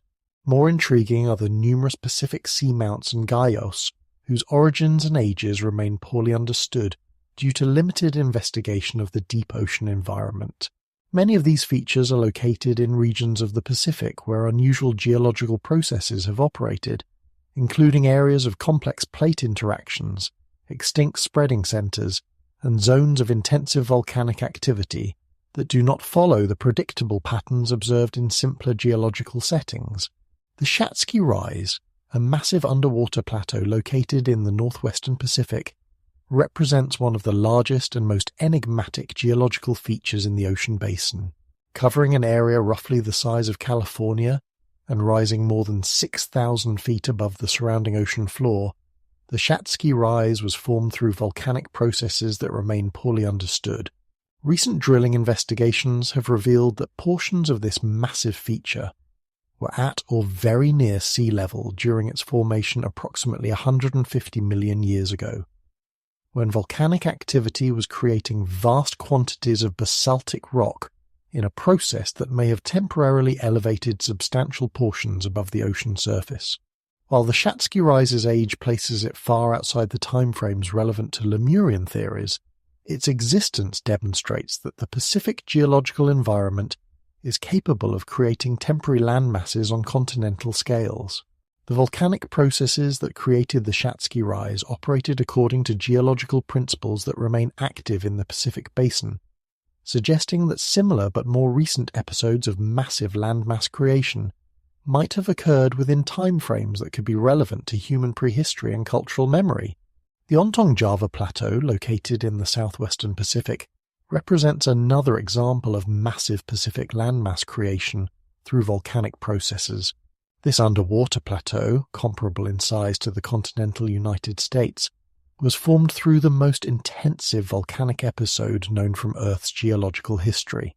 The volume of volcanic material that comprises the Ontong Java Plateau exceeds the total volume of rock in many mountain ranges, and evidence suggests that its formation involved such massive eruptions that global climate and ocean chemistry were significantly affected.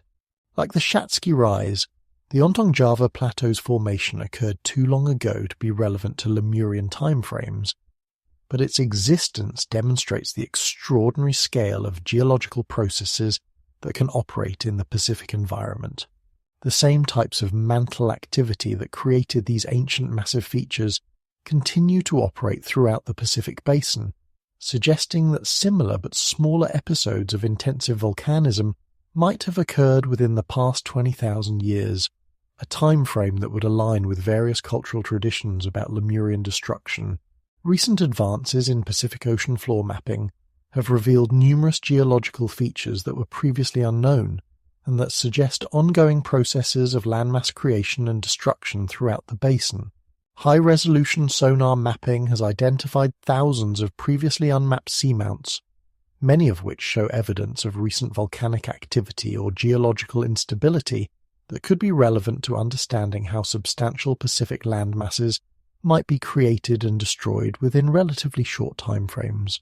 The discovery of hydrothermal vent systems throughout the Pacific has revealed that volcanic activity and crustal formation continue at rates far exceeding what was previously recognized. Some of these vent systems are associated with rapid seafloor spreading and volcanic eruption that can create substantial topographical changes within periods measured in decades rather than millennia. While these processes typically operate on scales far smaller than would be necessary to create continent-sized landmasses, they demonstrate that Pacific geology remains highly active and capable of producing rapid geographical changes. The complex interactions between tectonic activity, volcanic processes, and sea level change that characterize the Pacific environment create possibilities for landmass formation and destruction that do not exist in more geologically stable regions. The coincidence of intensive volcanic activity with periods of lower sea level during the last ice age could have created conditions favorable for the temporary emergence of substantial Pacific land masses that were subsequently destroyed by the combination of volcanic instability and rising sea levels as the glacial period ended. The Pacific Plate's geological characteristics thus provide a plausible framework within which Pacific Lemuria could theoretically have existed, even if direct evidence for such a landmass has not yet been discovered. The combination of ongoing volcanic activity, plate motion, rapid erosion and subsidence processes, and significant sea level variations creates an environment where substantial land masses could emerge and disappear within timeframes compatible with human cultural memory. The challenge now is to search for specific evidence, geological, archaeological, or oceanographic, that might confirm whether this theoretical possibility ever became historical reality. The period between 15,000 and 10,000 years ago represents one of the most dramatically unstable epochs in Earth's recent geological history, marked by rapid climate oscillations, massive ice sheet collapses, dramatic sea level fluctuations, and catastrophic geological events that reshaped continents and ocean basins across the globe. This time frame, which encompasses the Younger Dryas period and the final transition from the Pleistocene to the Holocene epochs, aligns remarkably closely with the dating that various cultural traditions assign to the destruction of Lemuria and similar lost civilizations. Understanding the scale and rapidity of the climate changes that occurred during this crucial period is essential to evaluating whether the catastrophic events described in flood myths and Lemurian traditions could represent cultural memories of actual geological processes rather than purely mythological constructions. The Younger Dryas period, which lasted from approximately 12,900 to 11,700 years ago, represents one of the most dramatic climate reversals in recent Earth history. After thousands of years of gradual warming following the last glacial maximum, global temperatures suddenly plunged back toward Ice Age conditions within the span of a few decades, an extraordinarily rapid change that had catastrophic effects on ecosystems, human populations, and geological stability throughout the world. The cause of this sudden climate reversal remains controversial, but the effects were global in scope and devastating in intensity. During the Younger Dryas cooling, vast ice sheets that had been gradually retreating began advancing again, scouring landscapes and dramatically altering drainage patterns across North America and Europe. Ocean circulation patterns shifted rapidly as changing temperatures affected the density and flow of seawater, triggering massive changes in weather patterns that brought drought to some regions and devastating storms to others. Most significantly for Lemurian theories, the period was marked by extraordinary geological instability, with increased volcanic activity, massive earthquakes, and rapid changes in crustal loading as ice sheets advanced and retreated. The end of the Younger Dryas, approximately 11,700 years ago, brought changes that were even more dramatic than those that had initiated the cold period. Global temperatures rose by as much as 15 degrees Fahrenheit within a few decades, causing massive ice sheet collapses and triggering the most rapid sea level rise in recent Earth history. Ocean levels rose by more than 60 feet within a few centuries, submerging millions of square miles of coastal territory that had supported human populations and ecosystems for thousands of years. The speed of this submersion was so rapid that coastal civilizations would have had little time to adapt or relocate, explaining why so few archaeological traces of these drowned societies have been preserved. The scale of territorial loss during the post-Younger Dryas sea level rise was staggering. The Sahul Shelf, which had connected Australia and New Guinea during periods of lower sea level, was completely submerged, transforming a continuous landmass larger than modern Australia into the scattered islands that exist today. The Sunda Shelf, which had similarly connected Southeast Asia to the Indonesian archipelago, disappeared beneath rising waters, fragmenting what had been a continuous continental territory into the complex island geography that characterizes the region today. Coastal territories throughout the world that had supported complex human societies were permanently lost to the ocean, their inhabitants forced to flee to higher ground or perish in the advancing waters. The Pacific region was particularly affected by the geological instability that characterized the end of the Ice Age. The Pacific Ring of Fire experienced intensified volcanic activity as changing crustal stresses triggered massive eruptions throughout the region. The rapid melting of ice sheets altered crustal loading patterns, causing what geologists term post-glacial rebound in some areas, while triggering increased seismic activity in others. The combination of rising sea levels, increased volcanic activity, and heightened seismic instability created conditions that would have been catastrophic for any substantial land masses that existed in the Pacific Basin during this period. Recent research into the Younger Dryas period has revealed evidence for a possible extraterrestrial impact that may have triggered the initial climate reversal. The Younger Dryas impact hypothesis, while still controversial, suggests that a comet or asteroid impact approximately 12,900 years ago caused massive fires, atmospheric disruption, and climate change that initiated the Younger Dryas cooling period. Evidence for this impact includes unusual concentrations of platinum and other rare metals in sediment layers dating to the beginning of the Younger Dryas, microscopic diamonds that could only have formed under the extreme pressures created by impact events, and widespread evidence of massive fires and atmospheric disruption. If the Younger Dryas impact hypothesis proves correct, it would provide a mechanism for the kind of sudden catastrophic destruction that Lemurian traditions describe. A large comet impact in or near the Pacific Ocean would have triggered massive tsunamis, intense seismic activity, and atmospheric disruption that could have destroyed substantial land masses within the span of days or weeks. The subsequent climate instability and sea level changes would have completed the destruction by submerging any remnants of damaged land masses and making recovery impossible. The psychological and cultural effects of such catastrophic changes would have been profound and long-lasting.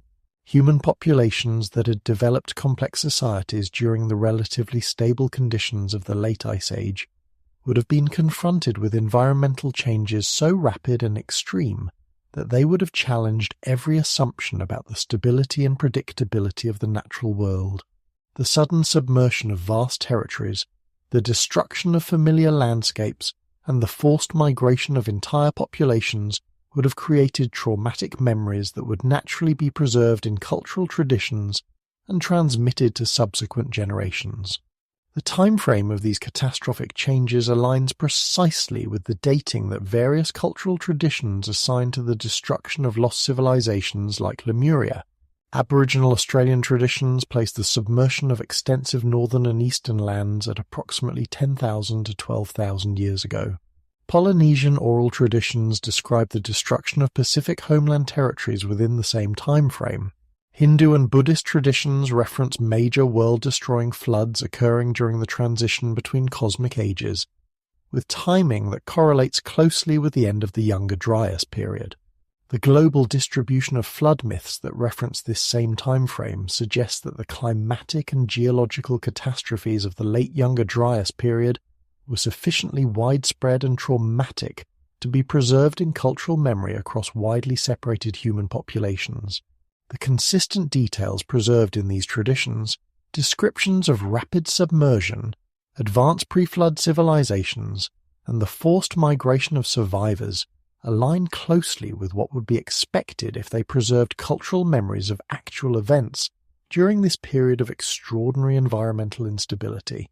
Recent advances in paleoclimate research have revealed that the end-Pleistocene transition was even more unstable and catastrophic than previously recognized.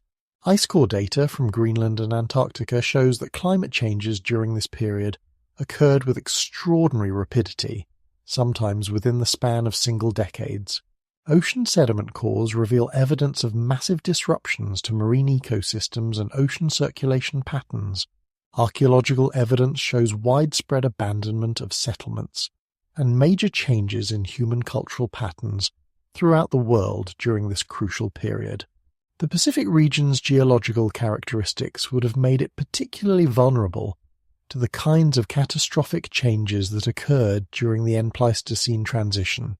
The combination of active volcanism, complex tectonic interactions, and exposure to sea level changes would have created conditions where substantial land masses could be rapidly destroyed through the interaction of multiple geological processes.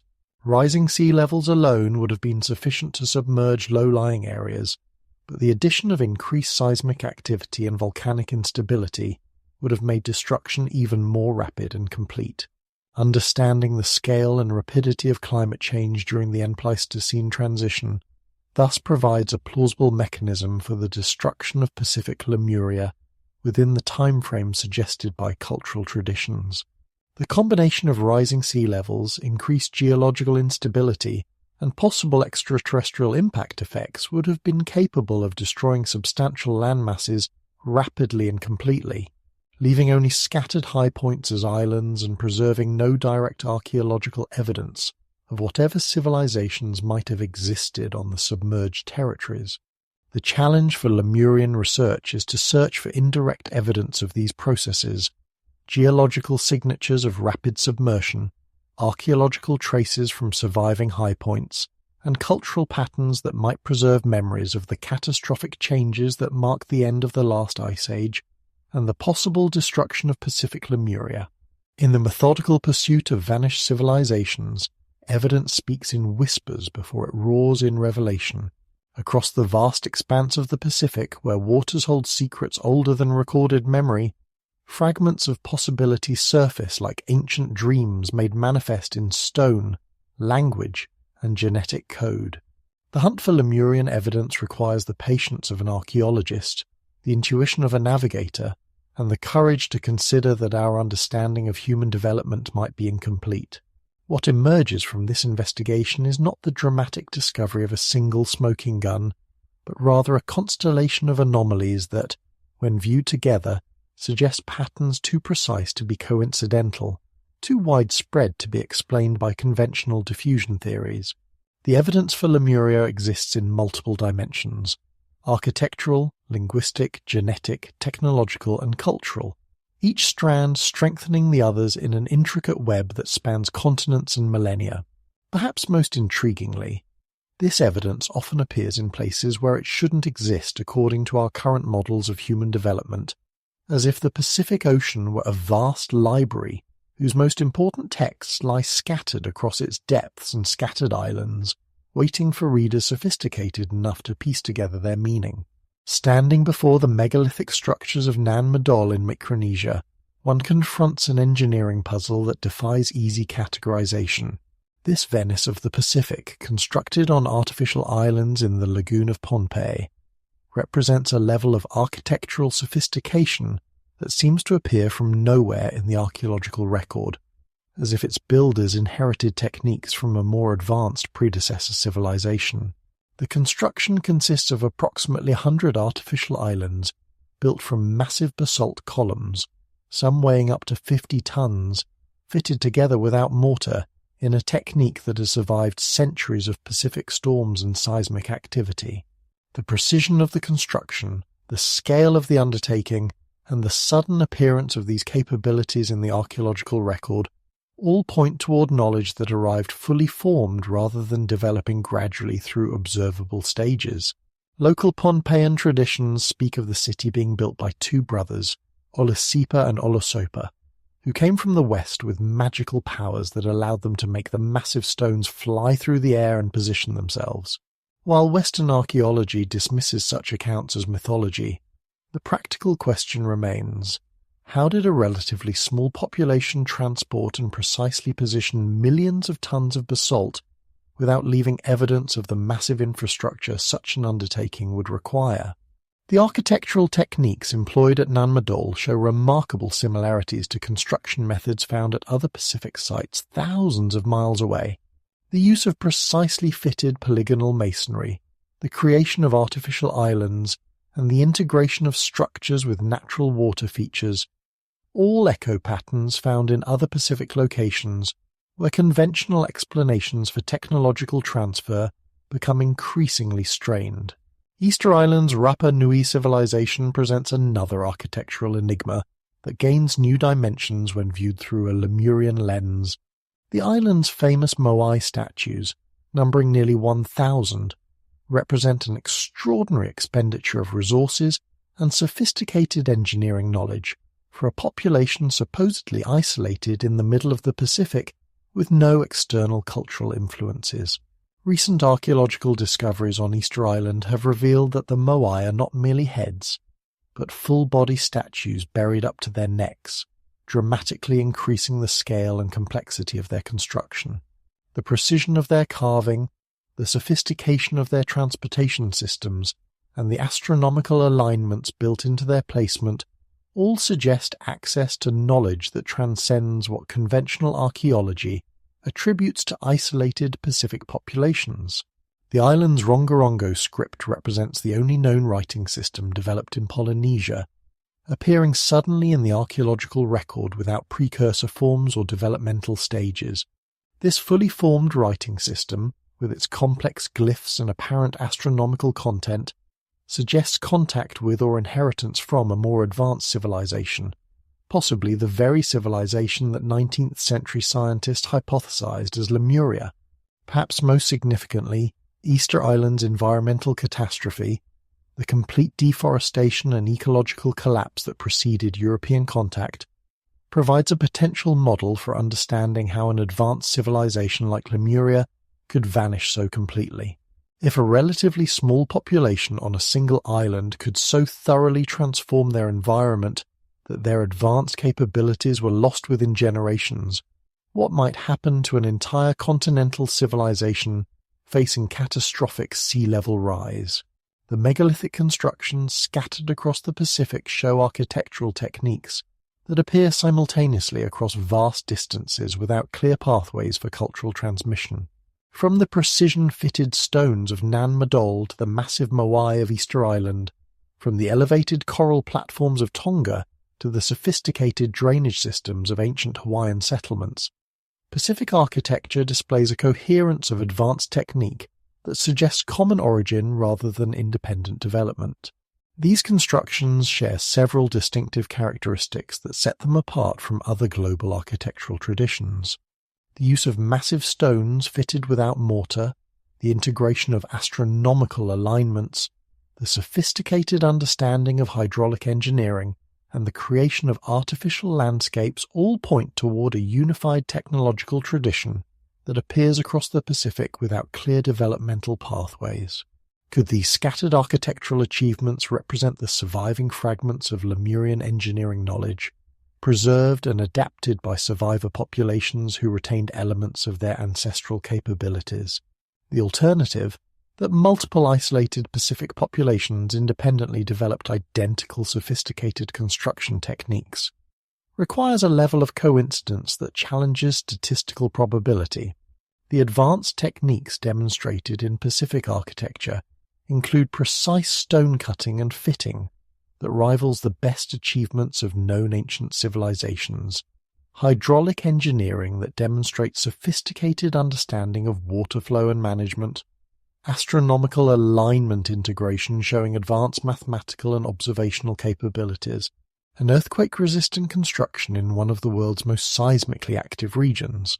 These techniques appear suddenly in the archaeological record without clear antecedents, suggesting they were inherited rather than developed locally. If Lemuria existed as an advanced Pacific civilization, these scattered architectural achievements might represent the technological legacy preserved by survivor populations who maintained elements of their ancestral knowledge across generations of reduced circumstances. The linguistic landscape of the Pacific Ocean presents patterns that have puzzled researchers for generations, patterns that gain new coherence when viewed through the possibility of a common Lemurian origin. The distribution of the language families, the preservation of complex vocabulary in isolated communities, and the unexpected connections between distant linguistic groups all point toward historical realities that transcend our current understanding of Pacific settlement patterns. Proto-Austronesian, the reconstructed ancestor of languages spoken across the Pacific from Madagascar to Easter Island, represents one of the world's most successful language expansions, covering nearly half the globe's circumference. The speed and extent of this linguistic spread, accomplished by populations using relatively simple watercraft, challenges conventional models of prehistoric migration and suggests access to navigational and organizational capabilities that exceed what archaeology attributes to these early Pacific peoples. The linguistic evidence suggests that Proto-Austronesian speakers possess sophisticated maritime vocabulary, complex astronomical terminology, and detailed environmental knowledge that enabled them to successfully navigate and settle the world's largest ocean. This knowledge appears fully formed in the earliest reconstructed stages of the language family, without clear developmental pathways from simpler antecedent systems. Isolated Pacific language families present particularly intriguing evidence for possible Lemurian connections. Languages like those of the Solomon Islands, certain New Guinea Highland languages, and the unique linguistic features of Easter Island's Rapa Nui all show characteristics that suggest contact with or inheritance from linguistic systems more complex than their current forms would indicate. The Rapa Nui language of Easter Island contains vocabulary and structural features that appear to have no clear relationships to other Polynesian languages, suggesting either very early separation from the main Polynesian expansion or contact with non-Polynesian linguistic influences.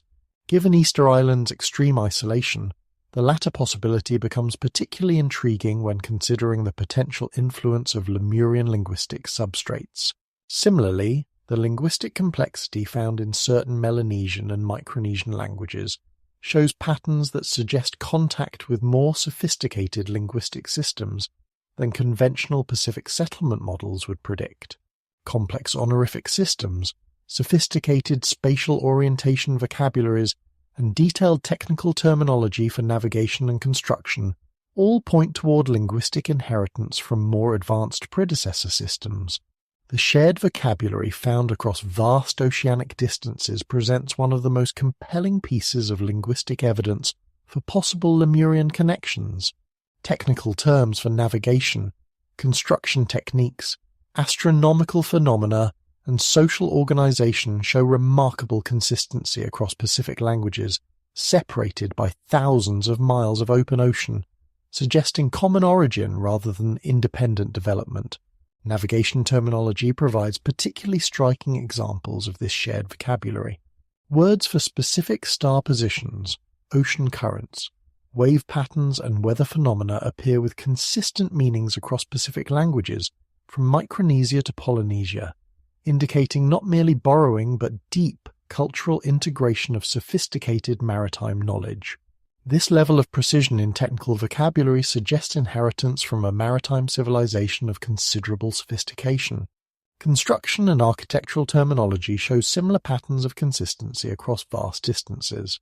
Terms for specific building techniques, measurements, materials, and structural principles appear across Pacific languages in ways that suggest common technical traditions rather than independent development.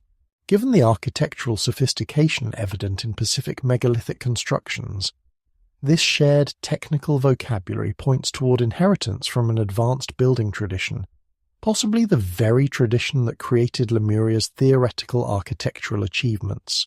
Astronomical and calendrical vocabulary provides another layer of linguistic evidence for sophisticated common origins. Pacific languages share detailed terminology for celestial navigation, seasonal cycles, and temporal calculations that demonstrates mathematical and observational capabilities exceeding what conventional archaeology attributes to early Pacific populations. This shared astronomical vocabulary suggests inheritance from a civilization sophisticated enough to develop precise celestial calculation systems. The preservation of complex linguistic features in isolated Pacific communities often exceeds what would be expected given their reduced circumstances and limited populations.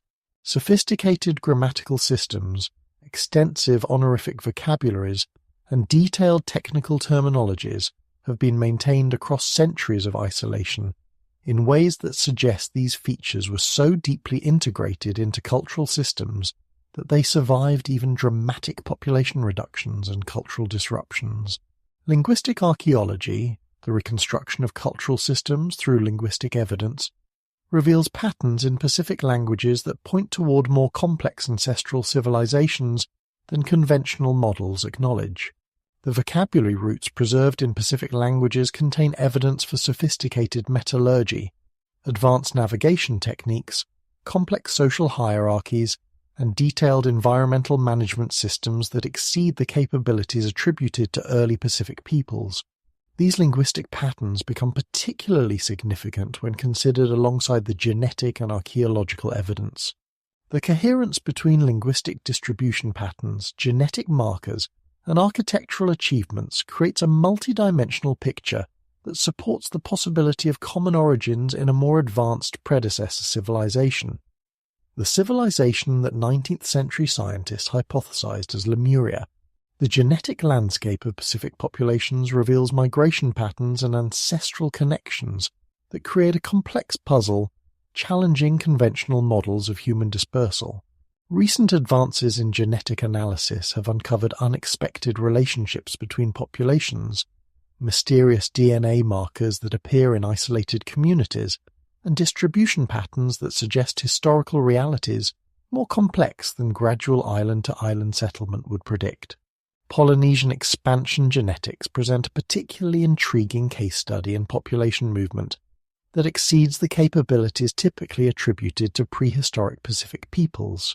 The genetic evidence indicates rapid expansion across vast oceanic distances, successful establishment of populations on isolated islands, and maintenance of genetic connections across thousands of miles of open water, achievements that suggest access to navigational and organizational capabilities of remarkable sophistication. The genetic markers found in Polynesian populations show patterns that indicate not random drift from island to island, but planned, organized movement by populations possessing advanced maritime knowledge. The genetic bottlenecks and founder effects visible in island populations suggest careful selection of colonizing groups, deliberate preservation of genetic diversity, and maintenance of contact networks across oceanic distances. Particularly intriguing are the genetic connections between Pacific populations and groups in the Americas, connections that predate known contact and suggest trans-Pacific movement during prehistoric periods. DNA evidence indicates contact between Polynesian and South American populations that occurred before European arrival in the Pacific, contact that conventional models of Pacific settlement have difficulty explaining given the vast distances and supposed technological limitations of prehistoric Pacific peoples. The genetic evidence for trans-Pacific contact gains additional significance when considered alongside cultural and biological evidence for American Pacific connections. The presence of South American crops in prehistoric Pacific contexts, the distribution of certain cultural practices, and the genetic evidence all point toward prehistoric contact networks that spanned the Pacific Ocean, networks that would require navigational capabilities and organizational structures of considerable sophistication. Mysterious DNA markers appearing in isolated Pacific populations provide another layer of genetic evidence that challenges conventional settlement models. Certain genetic sequences found in Pacific peoples show relationships to populations that conventional models would not predict, suggesting either previously unknown migration routes or contact with populations whose genetic signatures have not been fully characterized. The haplogroup distributions found in Pacific populations show patterns that suggest more complex population histories than simple island-to-island expansion would create.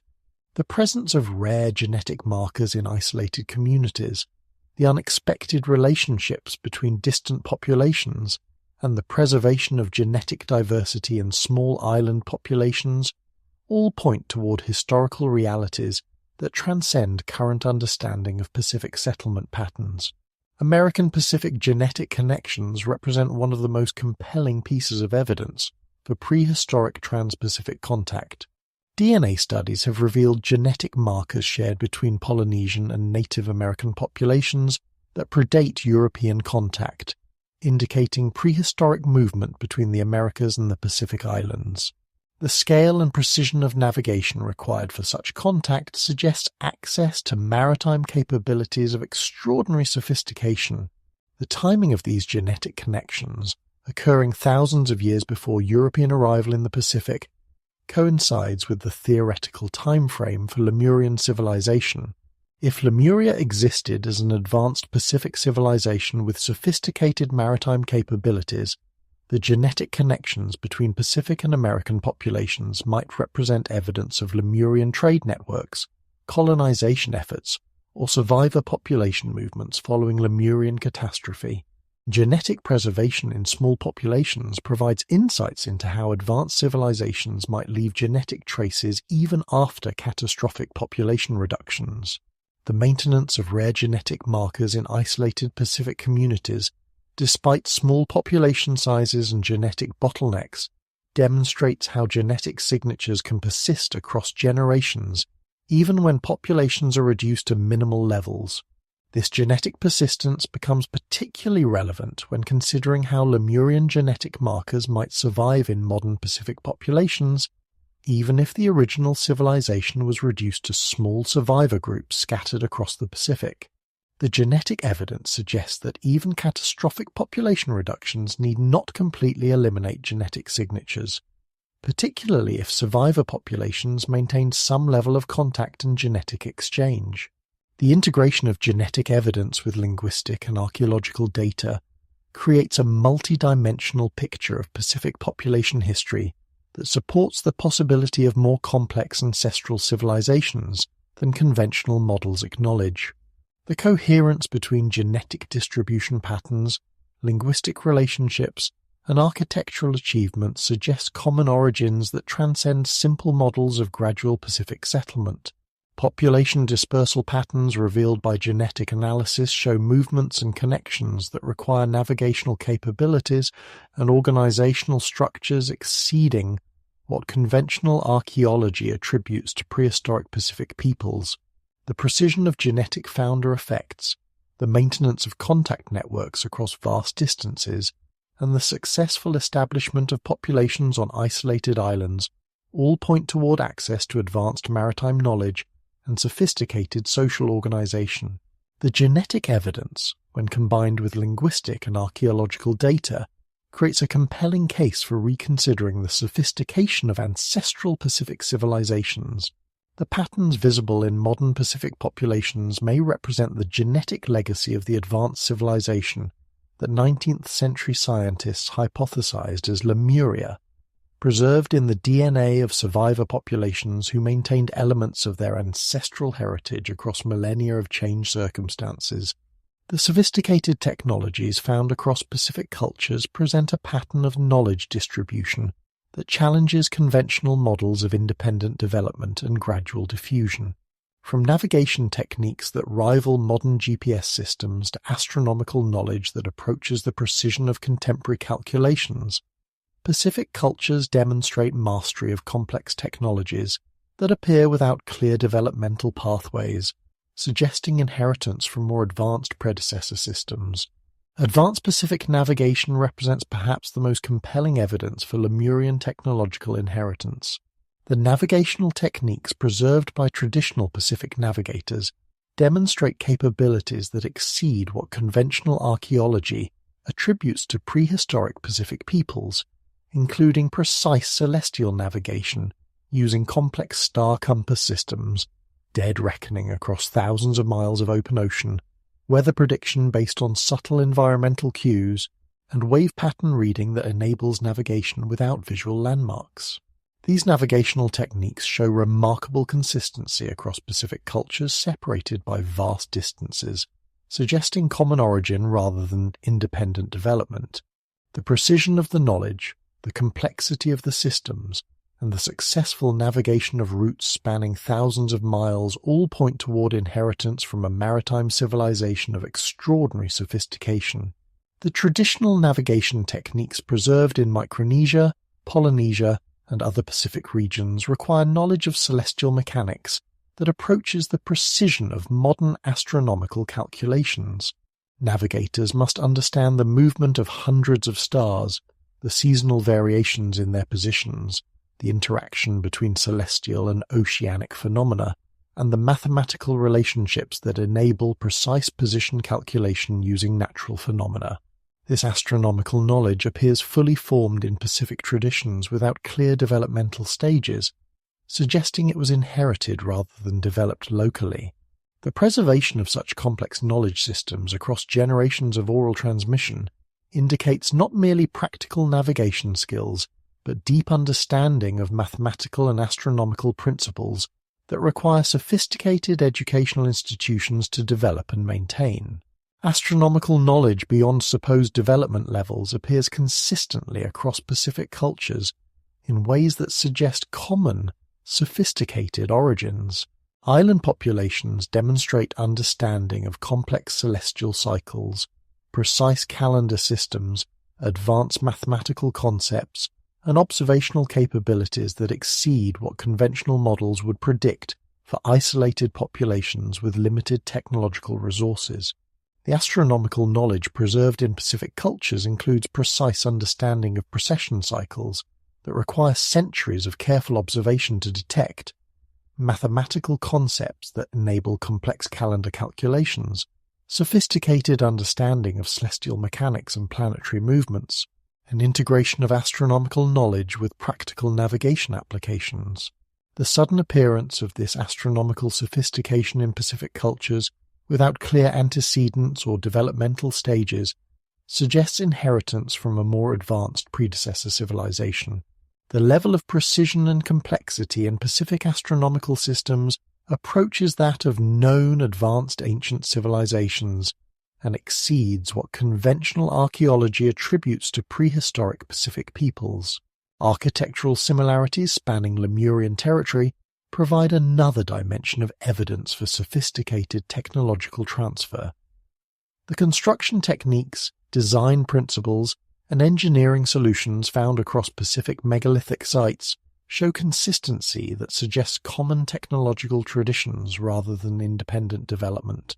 Pacific architectural achievements demonstrate sophisticated understanding of structural engineering principles, advanced techniques for moving and positioning massive stones, hydraulic engineering for managing water flow and drainage, earthquake-resistant construction methods, and integration of astronomical alignments with architectural design.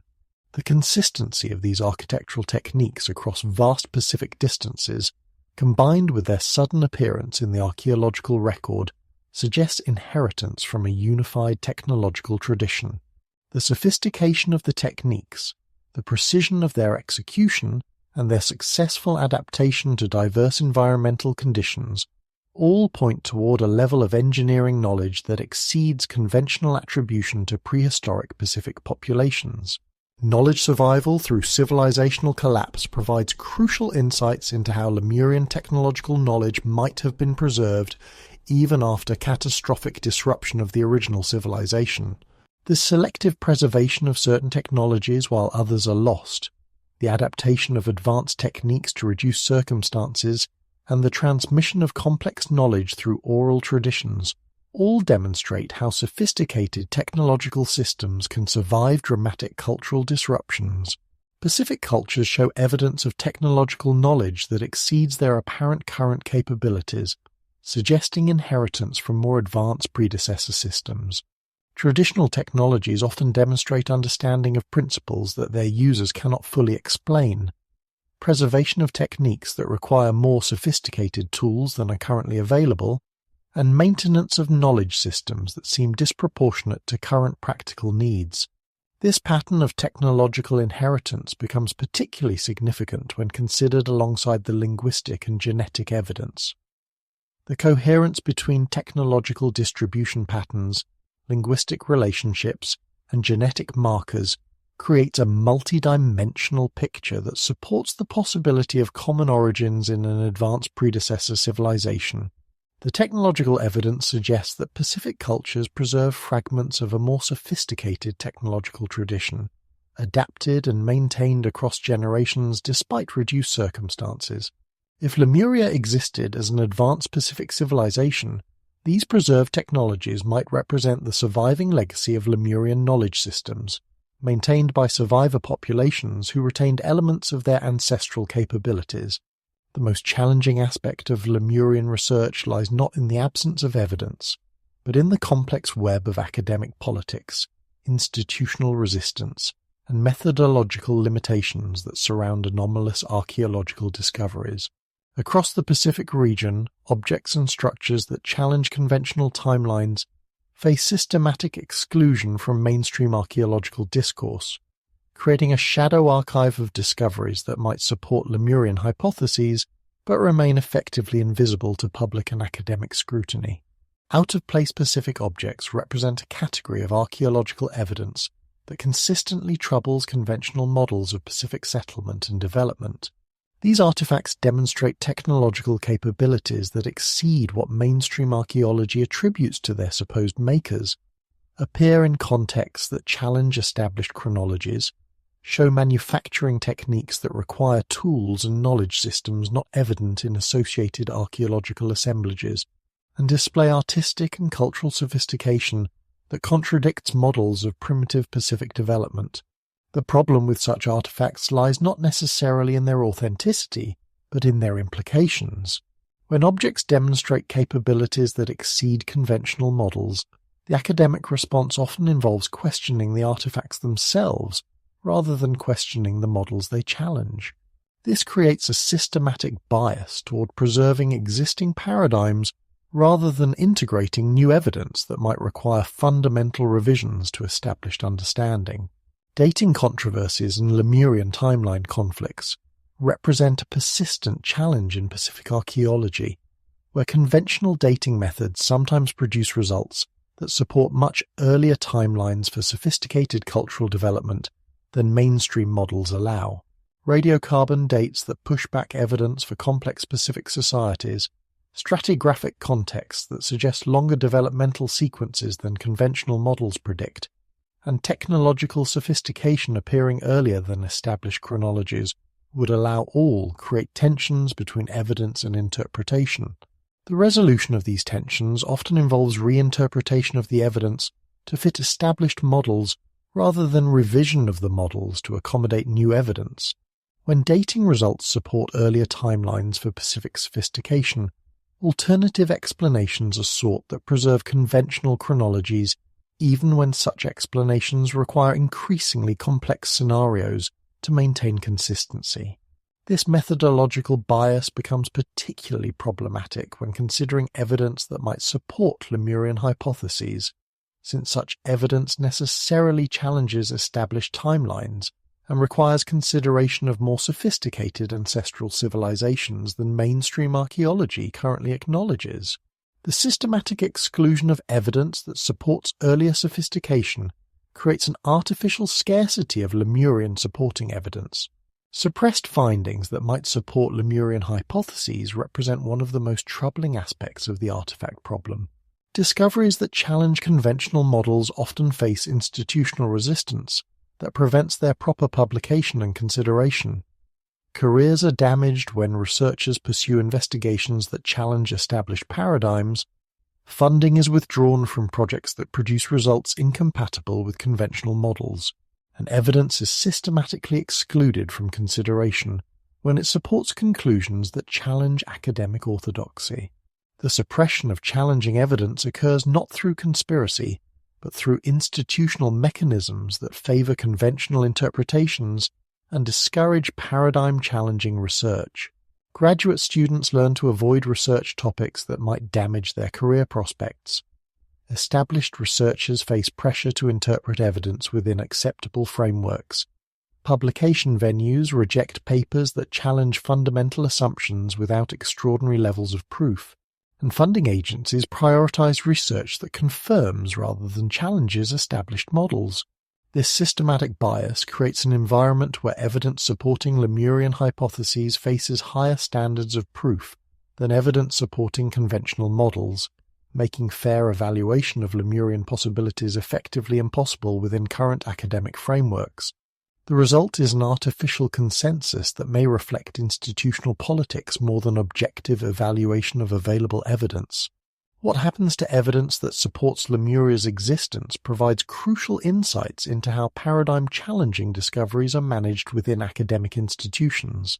Evidence that supports conventional models receives standard treatment through academic publication and integration into established understanding, while evidence that challenges conventional models faces intensive scrutiny, alternative interpretation, and often systematic exclusion from serious consideration. The career consequences for researchers who pursue Lemurian investigations create additional pressure against fair evaluation of supporting evidence. Academic careers depend on publication in mainstream venues, grant funding from conservative institutions, and acceptance by established scholarly communities, all of which are threatened by association with paradigm-challenging research like Lemurian investigation. This creates a self-reinforcing cycle where the absence of mainstream academic investigation of Lemurian possibilities is taken as evidence for the absence of supporting evidence, when in fact the absence of investigation might reflect institutional bias rather than objective evaluation of available data. The integration of technological, linguistic, genetic, and cultural evidence creates a multidimensional case for reconsidering the sophistication of ancestral Pacific civilizations. While none of these evidence categories alone proves Lemurian existence, their convergence creates patterns that challenge conventional models and suggest historical realities more complex than current archaeological orthodoxy acknowledges. The artifact problem ultimately reflects deeper questions about how paradigm-challenging evidence is evaluated within academic institutions. The systematic bias against evidence that supports Lemurian hypotheses may prevent fair evaluation of one of the most intriguing possibilities in human prehistory, that advanced civilizations existed and vanished, leaving only scattered traces for later generations to discover and decode. In an age where satellite imagery penetrates the remotest corners of Earth and submersibles explore abyssal depths once thought forever inaccessible, the search for Lemuria has entered a new phase of technological possibility. Modern investigation methods bring unprecedented capabilities to bear on ancient mysteries, Yet they also reveal the profound challenges inherent in seeking evidence for civilizations that might have vanished beneath rising seas or been scattered across the vast Pacific by catastrophic geological events. The contemporary hunt for Lemurian evidence operates across multiple technological frontiers simultaneously, from space-based surveillance systems that can detect submerged structures to genetic analysis laboratories that trace population movements across millennia. This convergence of technologies creates investigation possibilities that would have seemed like magic to the Victorian scientists who first hypothesized Lemuria's existence. Yet the fundamental questions remain unchanged. Did an advanced civilization once flourish in the Pacific, and can we find traces of its existence? What emerges from modern Lemurian investigations is not the dramatic discovery that skeptics demand, but rather an accumulation of anomalies, correlations, and patterns that collectively suggest realities more complex than conventional models allow. The evidence appears in fragments across multiple disciplines, requiring synthetic analysis that challenges the compartmentalized structure of modern academic research. Perhaps most significantly, modern investigation reveals that the Pacific Ocean, despite its apparent emptiness, remains largely unexplored in ways that matter for archaeological investigation. The technological capabilities that enable us to map Mars in detail have been applied only sporadically to the Pacific depths, leaving vast underwater territories that might contain Lemurian evidence completely unexamined by archaeological science. The revolution in satellite imagery and remote sensing technology has democratized exploration in ways that would have been unimaginable to previous generations of researchers. From the comfort of their homes, citizen scientists can access high-resolution imagery of virtually every corner of the Pacific, while professional researchers deploy increasingly sophisticated sensor arrays that can detect subsurface structures, thermal anomalies, and geological formations that might conceal Lemurian evidence. Google Earth discoveries in Lemurian Pacific territory have produced a steady stream of anomalous features that challenge conventional understanding of Pacific geography and history. Underwater formations that display geometric regularity, submerged structures that suggest artificial construction, straight-line features on the ocean floor that appear too regular to be natural, and thermal signatures that might indicate buried structures all emerge from publicly available satellite data. The accessibility of high-resolution satellite imagery has enabled thousands of amateur researchers to contribute to Lemurian investigation in ways that traditional archaeological expeditions could never achieve.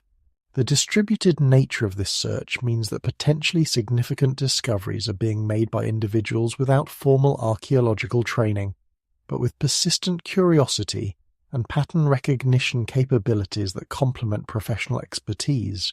Particularly intriguing are the straight-line features visible in Pacific satellite imagery that appear to connect distant islands or run for hundreds of miles across open ocean.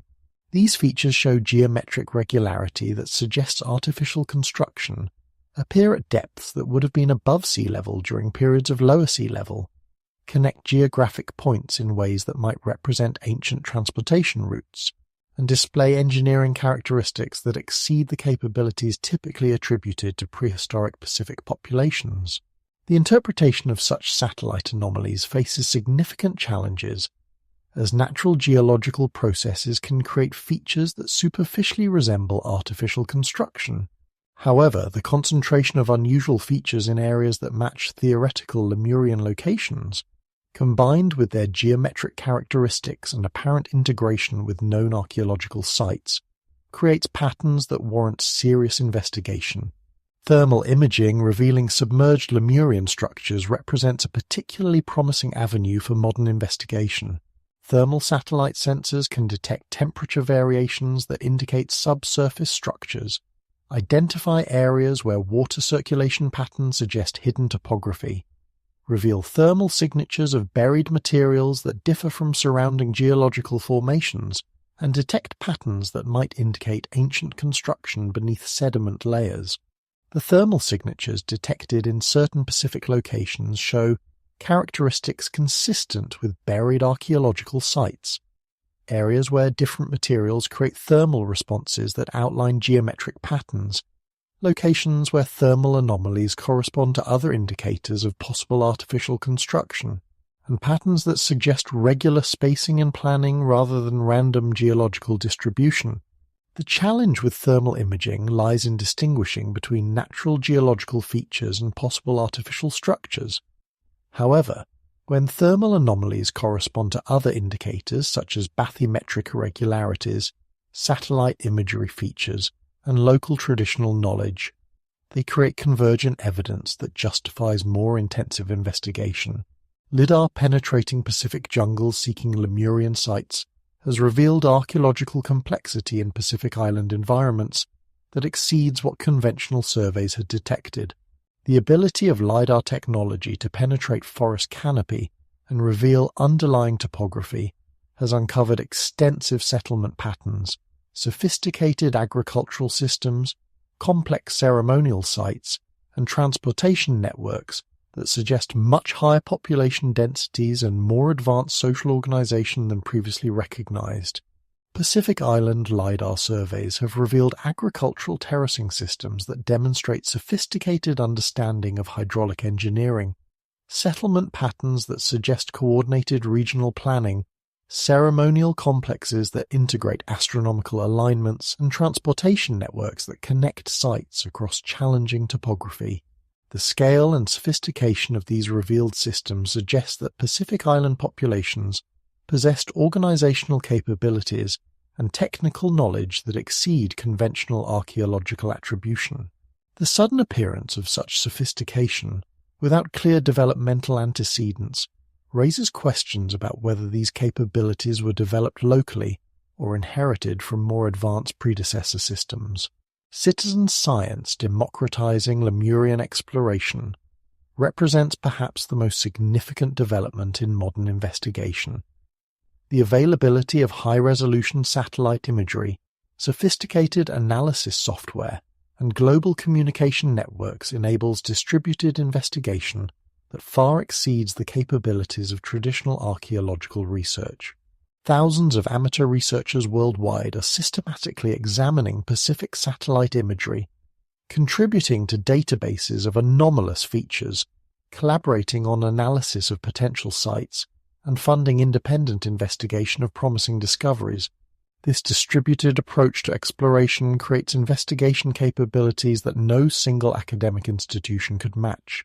The democratization of exploration also creates challenges, as amateur researchers may lack the training to distinguish between significant anomalies and natural features. However, the volume of investigation enabled by distributed citizen science means that potentially significant discoveries are more likely to be identified and preserved for professional evaluation. The integration of satellite investigation with traditional archaeological methods creates powerful synergies for Lemurian research. Satellite anomalies can guide ground-based investigation to the most promising locations. Traditional archaeological methods can verify and contextualize satellite discoveries, and the combination of remote sensing and direct investigation can create comprehensive understanding of potential Lemurian sites. Modern satellite investigation has revealed that the Pacific contains far more archaeological complexity than previously recognized, much of it in locations that match theoretical Lemurian territory. While none of these discoveries prove Lemurian existence, they collectively suggest that Pacific prehistory involves realities more sophisticated than conventional models acknowledge. The technological revolution in deep ocean exploration has opened previously inaccessible realms to archaeological investigation, revealing underwater landscapes of extraordinary complexity and raising profound questions about what lies hidden beneath the Pacific's deepest waters. Modern submersible technology can access depths that were literally beyond human reach just decades ago, enabling direct investigation of areas where Lemurian evidence might be preserved beneath thousands of meters of water and sediment. Submersible technology accessing Lemurian depths represents one of the most significant developments in modern archaeological capability. Deep-sea submersibles can now reach areas of the Pacific floor that match theoretical Lemurian locations, examine underwater formations that might represent artificial construction, collect samples from contexts that could preserve Lemurian evidence, and document underwater archaeological sites with unprecedented precision and detail. The challenge of deep ocean archaeology lies not merely in reaching extreme depths, but in conducting meaningful investigation once there. The time constraints of deep submersible operations, the limited visibility in deep ocean environments, and the difficulty of distinguishing between natural formations and possible artificial structures all complicate underwater investigation of potential Lemurian sites. However, recent advances in submersible technology have begun to address these challenges. Improved lighting systems enable detailed photography of underwater formations. Sophisticated sampling equipment allows collection of materials for laboratory analysis.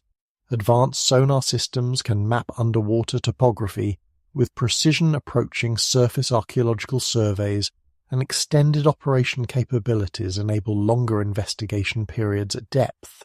Mid-Pacific Ridge exploration for Lemurian remnants has revealed underwater geological complexity that exceeds previous understanding of Pacific Ocean floor structure.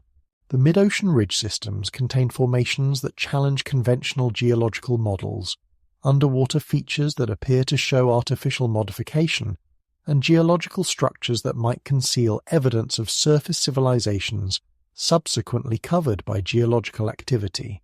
The Pacific's mid-ocean ridge systems represent areas where geological activity could have both preserved and concealed evidence of surface civilizations. Volcanic activity could have buried archaeological sites beneath layers of sediment and lava flows, creating preservation conditions that might maintain Lemurian evidence across geological timescales, while making such evidence extremely difficult to access and identify. Recent mid-Pacific Ridge exploration has revealed underwater formations that display geometric regularity and artificial characteristics, stepped formations that resemble terraced construction, linear features that appear too regular to be natural, circular formations that might represent artificial construction, and complex topography that suggests modification by intelligent agents. The interpretation of such underwater formations faces significant challenges, as deep ocean geological processes can create features that superficially resemble artificial construction. However, the concentration of unusual formations in areas that match theoretical Lemurian locations, combined with their geometric characteristics and apparent integration with surface topography, creates patterns that warrant continued investigation.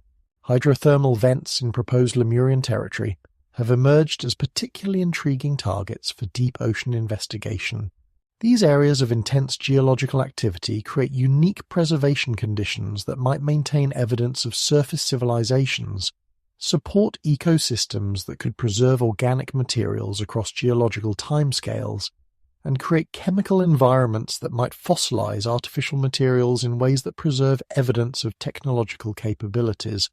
The hydrothermal vent systems discovered in the Pacific contain geological formations of extraordinary complexity and unique chemistry that could preserve evidence of surface civilizations in forms that would not survive in normal geological contexts. The extreme conditions around hydrothermal vents create mineral deposits that could incorporate and preserve artificial materials, chemical environments that could fossilize organic materials in ways that maintain their structure across geological time, and thermal conditions that could preserve evidence of technological activities. Investigation of Pacific hydrothermal vent systems has revealed mineral formations that appear to incorporate artificial materials, chemical signatures that might indicate technological activities, and geological structures that suggest modification by intelligent agents. While the interpretation of such evidence remains highly speculative, the unique preservation conditions around hydrothermal vents make them promising targets for continued Lemurian investigation. What remains unexplored in Lemuria's Pacific graveyard represents perhaps the most significant challenge and opportunity in modern archaeological investigation. Despite advances in deep ocean technology, the vast majority of the Pacific Ocean floor remains completely unexplored by archaeological methods, a situation that creates both frustration and possibility for Lemurian researchers. The scale of unexplored Pacific territory is difficult to comprehend. areas that could contain entire continents' worth of archaeological sites remain unexamined by any archaeological method. Depths that could preserve evidence of advanced civilizations have never been systematically investigated, and underwater territories that match theoretical Lemurian locations receive no dedicated archaeological attention. The technological and financial barriers to comprehensive Pacific archaeological survey remain formidable. Deep ocean investigation requires expensive equipment, specialized expertise, and enormous time commitments that exceed the resources of most archaeological research programs. The result is a situation where potentially crucial evidence for human prehistory remains completely inaccessible to investigation. However, advancing technology and increasing interest in deep ocean exploration create new possibilities for systematic Pacific archaeological survey. Autonomous underwater vehicles could enable widespread exploration of potential Lemurian territory. Improved sensing technology could identify promising sites for detailed investigation, and international cooperation could make large-scale Pacific archaeology financially feasible. The integration of deep ocean exploration with surface archaeological investigation creates powerful possibilities for understanding Pacific prehistory. Underwater formations can be connected to surface archaeological sites, geological evidence can be integrated with cultural evidence, and the full scope of Pacific human habitation can be investigated rather than just the portions that remain above sea level. Modern deep ocean investigation has revealed that the Pacific contains underwater archaeological complexity that challenges conventional models of Pacific prehistory. While the evidence remains fragmentary and interpretation remains speculative, the patterns emerging from deep ocean exploration suggest that Pacific human history involves realities more complex than current archaeological models acknowledge. Off the coast of Japan's westernmost island, beneath 25 meters of clear Pacific water, lies what may be the most controversial archaeological discovery of the modern era, or the most elaborate geological coincidence. The Yonaguni Monument, as it has come to be known, presents investigators with a formation so geometrically precise, so architecturally sophisticated, and so seemingly artificial that it challenges fundamental assumptions about prehistoric capabilities in the Pacific region. The Japanese underwater monument as a possible Lemurian site emerged into public consciousness in 1987 when local dive operator Kihachiro Aratake discovered the massive step structure while searching for new dive locations. What he found beneath the waves was a formation that appeared to display artificial construction on a scale that rivals the greatest achievements of known ancient civilizations. Terraced platforms rising from the ocean floor, precisely cut steps and ramps, geometric angles and straight lines that seem to defy natural explanation. The structure stretches approximately 150 meters in length, 40 meters in width, and rises 27 meters from the seafloor in a series of perfectly geometric terraces. The precision of the construction includes right angles cut to mathematical exactness, parallel lines that maintain their alignment across hundreds of meters, stepped platforms that demonstrate sophisticated understanding of structural engineering, and geometric relationships that appear to encode sophisticated mathematical principles. Most significantly for Lemurian investigation, the Yonaguni Monument's location places it squarely within the theoretical territory of Pacific Lemuria. The structure's characteristics match descriptions of Lemurian architecture found in esoteric literature. Its geometric precision exceeds the capabilities typically attributed to prehistoric Pacific populations, and its underwater location suggests construction during periods of lower sea level that correspond to theoretical Lemurian timelines. The artificial versus natural debate over Lemurian evidence reaches its most intense focus in the Yonaguni controversy, where mainstream geological opinion insists that the formation results from natural sedimentary rock fracturing along existing geological planes. According to this interpretation, the apparent geometric precision results from coincidental alignment of natural fracture patterns. The stepped appearance reflects normal processes of sedimentary rock weathering, and the architectural characteristics represent pattern recognition errors by observers predisposed to see artificial construction. However, this natural formation explanation faces significant challenges when confronted with the monument's specific characteristics. Natural geological processes typically produce curved surfaces and irregular patterns, while Yonaguni displays consistently angular geometry and straight-line precision. Sedimentary rock fracturing usually creates debris fields of broken material, while Yonaguni shows clean surfaces and precise joints. Most importantly, natural processes that could theoretically create such precise geometry would be expected to produce multiple similar formations in the region, while Yonaguni appears to be unique. The precision of Yonaguni's geometric characteristics approaches that of known artificial construction. Measurements reveal angles that maintain accuracy within fractions of degrees across substantial distances, straight lines that show minimal deviation from mathematical precision, proportional relationships that appear to follow sophisticated architectural principles, an integration of geometric elements that suggest coordinated planning rather than random natural processes. Independent analysis by geologists, architects, and archaeologists has produced conflicting interpretations that reflect the challenge of definitively categorizing formations that fall at the boundary between natural possibility and artificial probability. Some professionals see clear evidence of artificial construction, while others maintain that natural processes could theoretically account for all observed characteristics. Dating problems and Lemurian timeline correlation present another dimension of the Yonaguni controversy that extends beyond questions of artificial versus natural origin. The formation's current depth beneath sea level indicates that any surface construction would have occurred during periods of significantly lower sea level, periods that correspond remarkably closely to theoretical Lemurian timelines.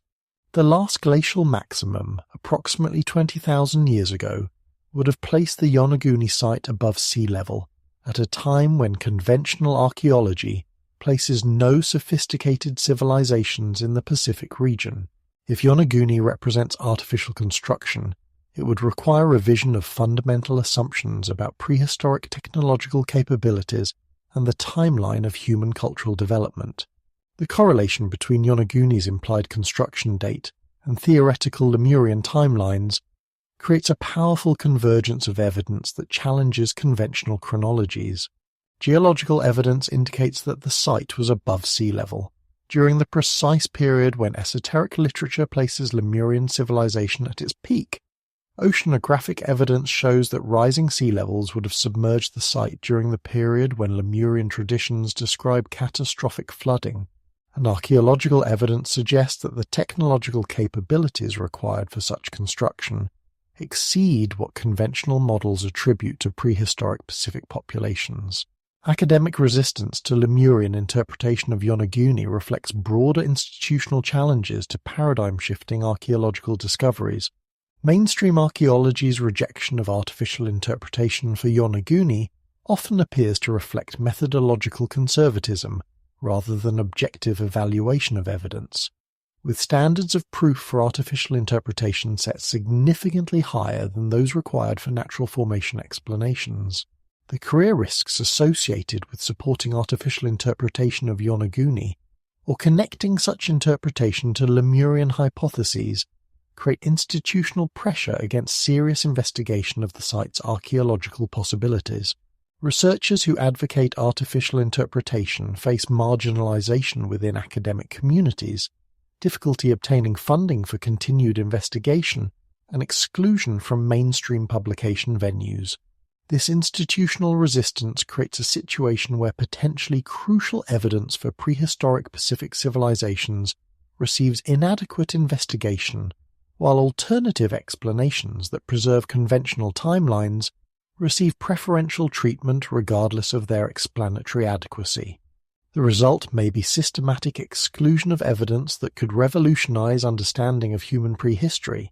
The integration of Yonaguni evidence with broader patterns of Pacific archaeological anomalies creates a more compelling case for reconsidering prehistoric Pacific sophistication than the isolated consideration of any single site.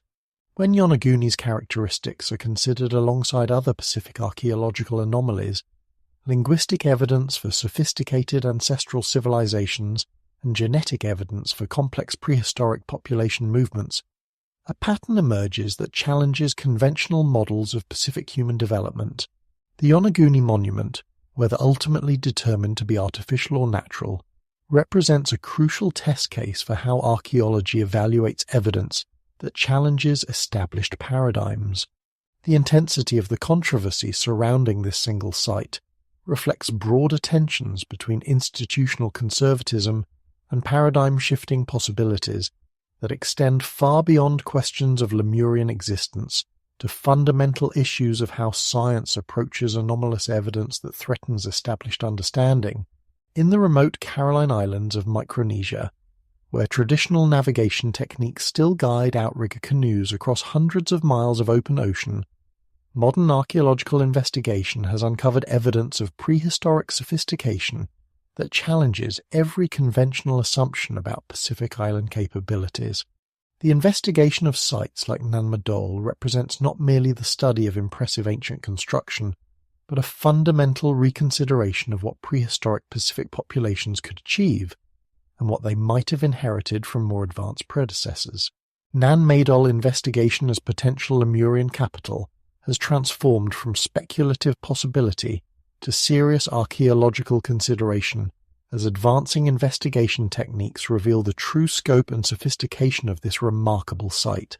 Built on the coral lagoon of Pohnpei, Nan Madol consists of approximately 100 artificial islands connected by canals in a Venice-like configuration that demonstrates urban planning capabilities and construction techniques that appear suddenly in the archaeological record without apparent antecedents.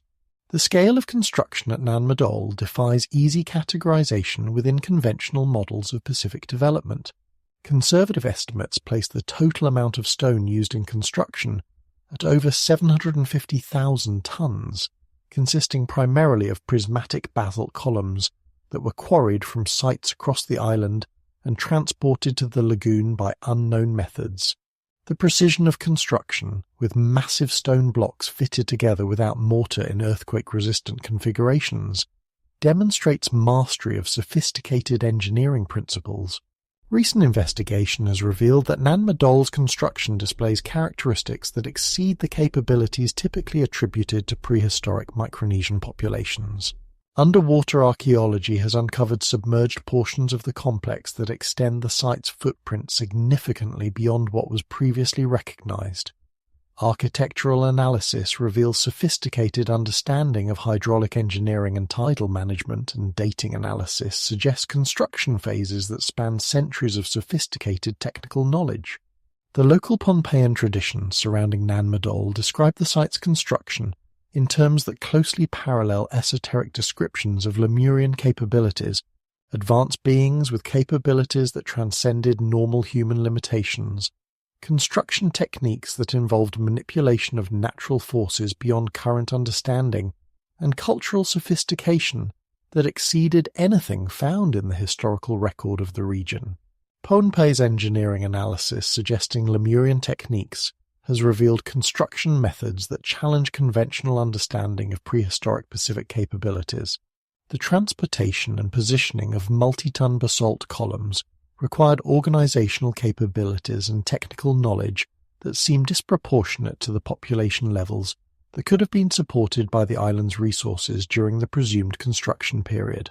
Analysis of the basalt columns used in Nan Madol's construction reveals quarrying techniques that demonstrate sophisticated stoneworking capabilities, transportation methods that could move massive stones across challenging terrain and water barriers, and construction techniques that created earthquake-resistant structures using precise geometric principles. The integration of these techniques suggests systematic engineering knowledge rather than trial-and-error development. The architectural principles evident in Nan Madol's construction display understanding of structural engineering that approaches the sophistication of known advanced ancient civilizations. The use of massive stone construction that has survived centuries of seismic activity, the integration of hydraulic engineering with architectural design, and the coordination of construction across multiple artificial islands all demonstrate capabilities that exceed conventional attribution to prehistoric Pacific populations. Perhaps most significantly, the construction techniques used at Nan Madol show remarkable similarities to construction methods found at other Pacific sites thousands of miles away, suggesting common technological traditions that transcend simple models of independent development. The consistency of advanced construction techniques across vast Pacific distances points toward inheritance from shared technological traditions, possibly the traditions preserved from Lemurian civilization. Local legends about Lemurian ancestors provide cultural evidence that complements the archaeological investigation of Micronesian sites.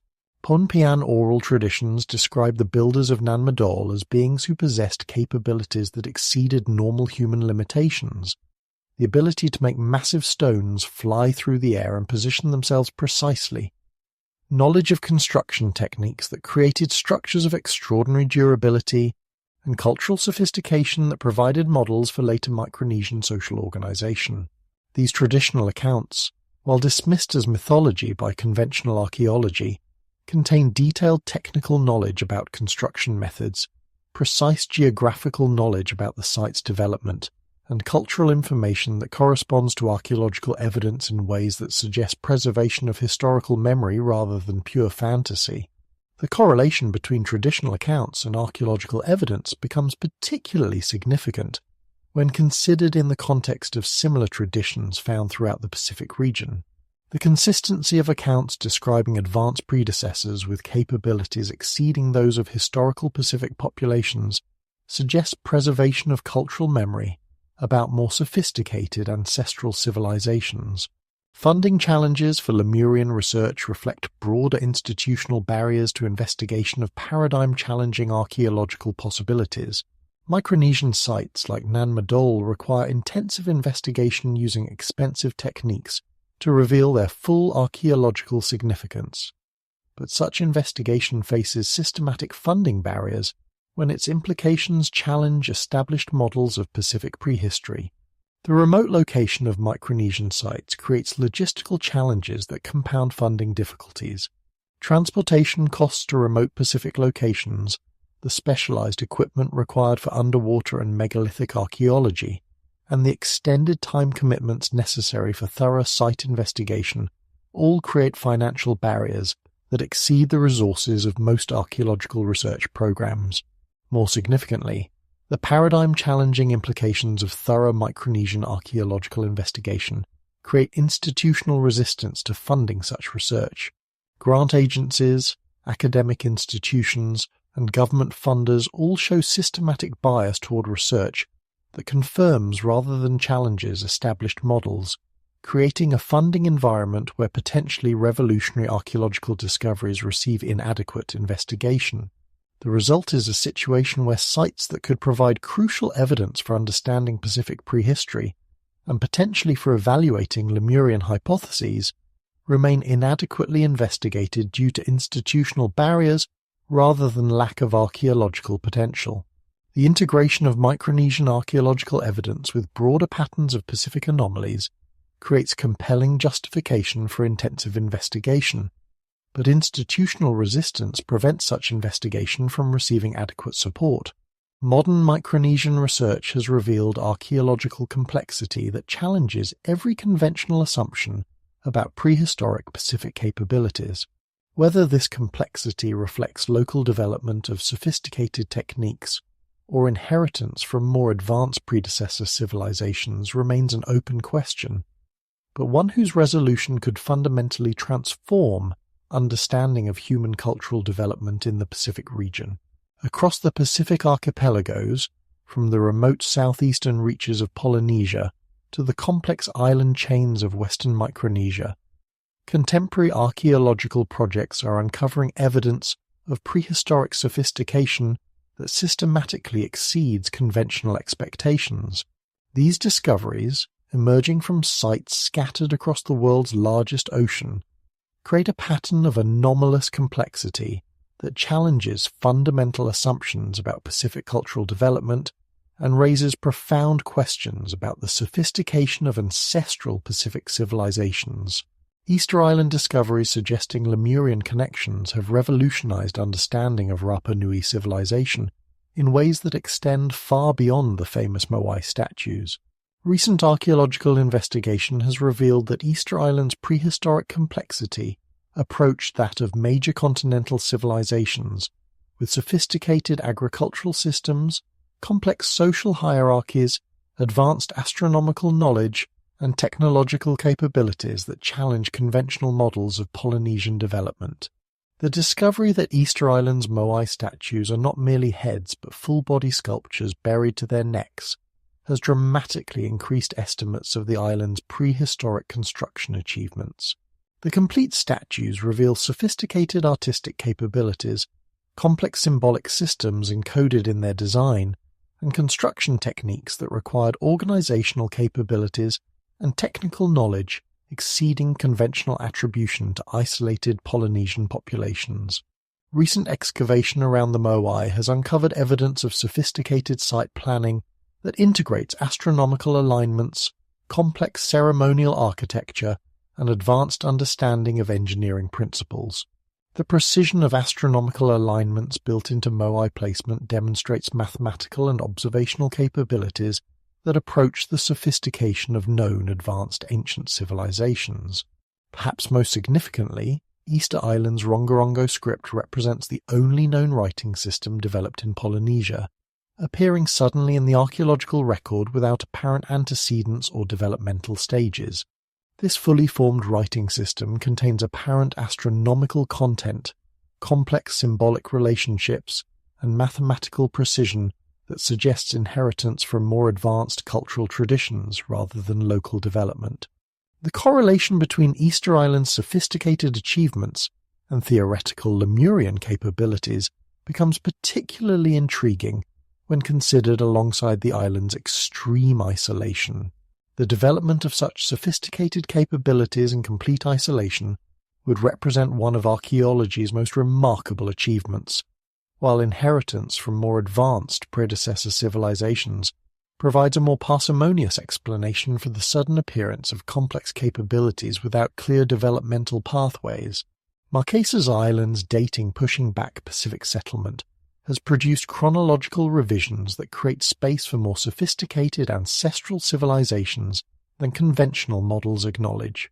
New dating techniques applied to Marquesas archaeological sites have extended the timeline of Pacific settlement significantly beyond previous estimates, revealing evidence of human presence and cultural sophistication that predates conventional models by thousands of years.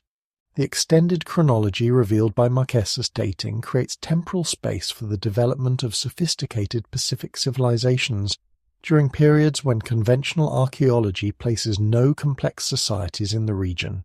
The additional millennia of human presence in the Pacific would provide sufficient time for the development of advanced civilizations, their subsequent collapse, and the preservation of cultural elements by survivor populations. Advanced dating analysis of Marquesas sites has revealed evidence of sophisticated agricultural systems, complex social organization, and technological capabilities that appear early in the extended chronological sequence. The sophistication of early Marquesas cultural achievements suggests that Pacific populations possessed advanced capabilities from very early periods, challenging models that place sophisticated development only in recent millennia. The integration of extended Marquesas chronology with evidence from other Pacific sites creates a picture of prehistoric Pacific sophistication that spans much longer time periods than conventional models allow. The additional time depth provides a chronological framework within which sophisticated Pacific civilizations like theoretical Lemuria could have developed, flourished, and vanished, leaving only scattered traces for later archaeological investigation. Samoa and Tonga complexity indicating Lemurian influence has emerged from archaeological projects that reveal prehistoric achievements in Western Polynesia that exceed conventional expectations for early Pacific societies.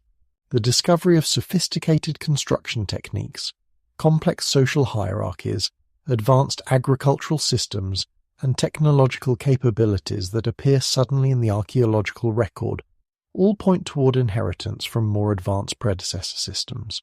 Archaeological investigation of Samoan and Tongan sites has uncovered evidence of sophisticated stone construction, using techniques that parallel those found at other Pacific sites thousands of miles away.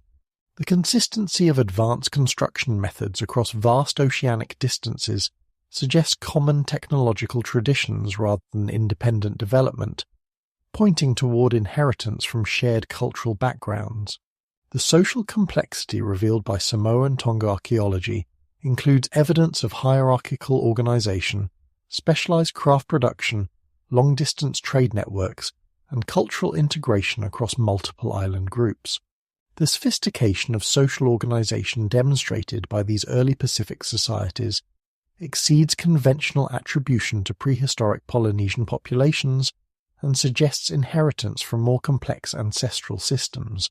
Revised Pacific timelines supporting Lemurian possibility have emerged as archaeological projects across the region produce chronological evidence that extends the time depth of Pacific human presence and cultural sophistication. The accumulation of dating evidence from multiple Pacific sites creates a revised chronological framework that provides temporal space for the development and collapse of sophisticated Pacific civilizations. The revised timelines place sophisticated Pacific cultural development thousands of years earlier than conventional models predict, creating chronological space for the rise and fall of advanced civilizations during periods when conventional archaeology places no complex societies in the Pacific region. This extended chronological framework provides the temporal context within which Lemurian civilization could have developed and subsequently vanished. Integration of revised Pacific timelines with evidence of prehistoric sophistication creates compelling justification for reconsidering the possibility of advanced ancestral Pacific civilizations. The combination of extended chronology with evidence of sophisticated prehistoric capabilities suggests that Pacific human development involved realities more complex than conventional models acknowledge.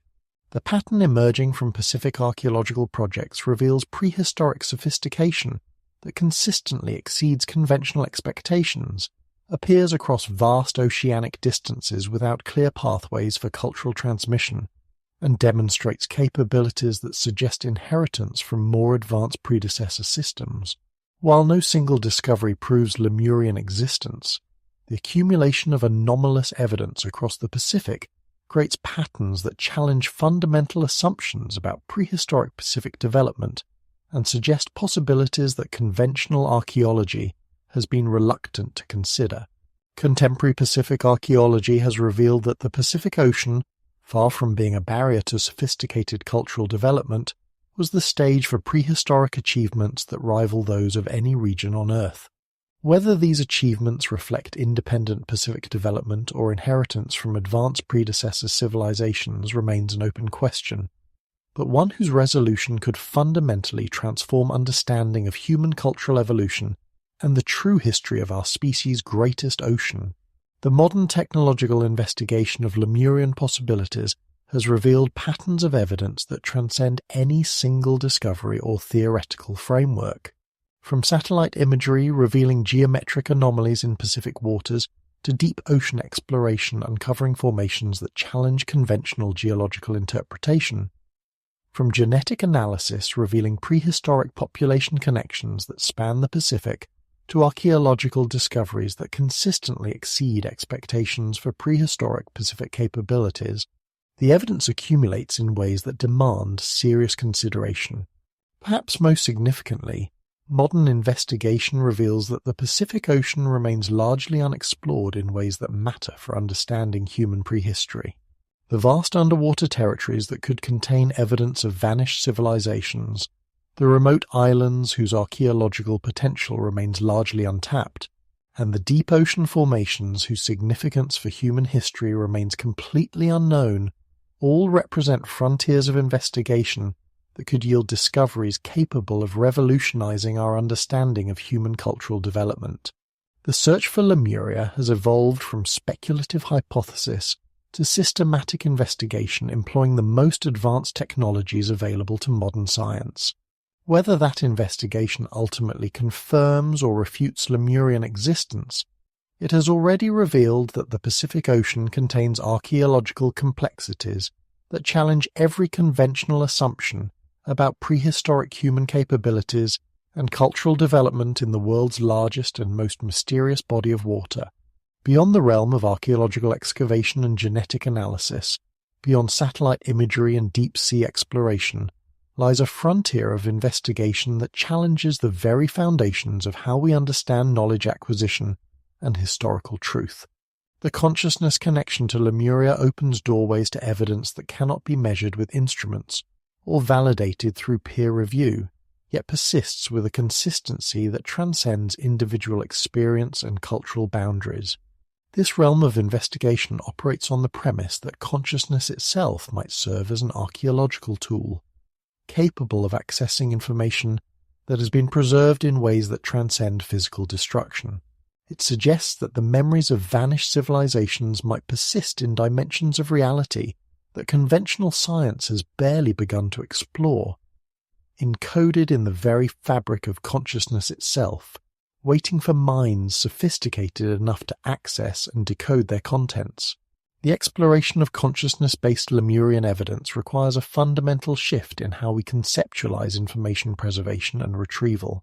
If Lemuria existed as an advanced civilization that achieved levels of consciousness development beyond current human norms, the traces of that achievement might persist in forms that our materialist scientific paradigm cannot easily detect or validate, yet which remain accessible to consciousness operating at expanded levels of awareness. What emerges from consciousness-based Lemurian investigation is not the concrete evidence that skeptics demand, but rather patterns of information that appear across multiple channels of non-physical investigation. The investigation of consciousness connections to Lemuria forces us to confront profound questions about the nature of reality itself. If consciousness can access information about vanished civilizations, what does this tell us about the relationship between mind and matter, between individual awareness and collective memory, between the present moment and the deep past? Patterns that show remarkable consistency despite emerging from independent sources separated by geography, culture, and time. These patterns suggest possibilities for information preservation and access that challenge fundamental assumptions about the nature of consciousness, memory, and historical truth. These questions extend far beyond Lemurian investigation to fundamental issues of human consciousness and its relationship to the larger cosmos.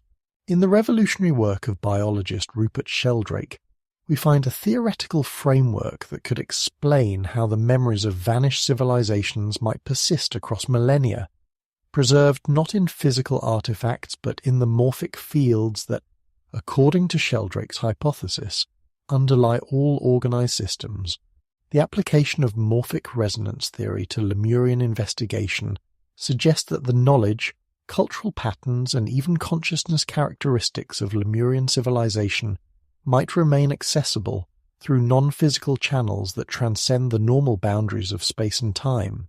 Sheldrake's theories applied to Lemurian consciousness propose that the collective activities, thoughts, and cultural patterns of an advanced civilization like Lemuria would create morphic fields of extraordinary strength and complexity. These fields, according to morphic resonance theory, would persist beyond the physical destruction of the civilization that created them, remaining as informational templates that could influence and inform later generations through mechanisms that operate outside the normal channels of genetic or cultural transmission. The strength of morphic fields, according to Sheldrake's model, correlates with the intensity and repetition of the activities that create them. A civilization like Lemuria, if it achieved the levels of consciousness development and cultural sophistication suggested by various sources, would have created morphic fields of unprecedented power through the collective mental activities of millions of individuals engaged in advanced spiritual practices, sophisticated technological development, and harmonious social organization across thousands of years. These powerful Lemurian morphic fields would theoretically remain accessible to later consciousness that achieved similar states of development or employed specific techniques for accessing morphic information. The persistence of these fields could explain why information about Lemuria appears spontaneously in the consciousness of individuals who have no apparent conventional knowledge of Lemurian theory or history, yet whose descriptions show remarkable consistency, with accounts emerging from other consciousness-based sources. The morphic resonance model suggests that Lemurian information preservation operates through mechanisms fundamentally different from normal historical preservation. Rather than depending on physical artifacts or written records, Lemurian knowledge would be preserved in the informational structure of the morphic fields themselves, remaining accessible to consciousness capable of resonating with the frequencies established by the original Lemurian civilization. How Lemurian information might persist beyond physical destruction becomes comprehensible within the morphic resonance framework, which proposes that information patterns created by organized systems persist as field phenomena that transcend the physical structures that generated them. The destruction of Lemurian cities, artifacts, and population would not eliminate the morphic fields created by centuries of sophisticated civilization, just as the destruction of a radio transmitter does not eliminate the electromagnetic patterns it has broadcast into space. The persistence of Lemurian morphic fields would be enhanced by several factors that distinguish advanced civilizations from primitive societies. The high level of organization and sophisticated cultural patterns would create stronger and more stable morphic fields.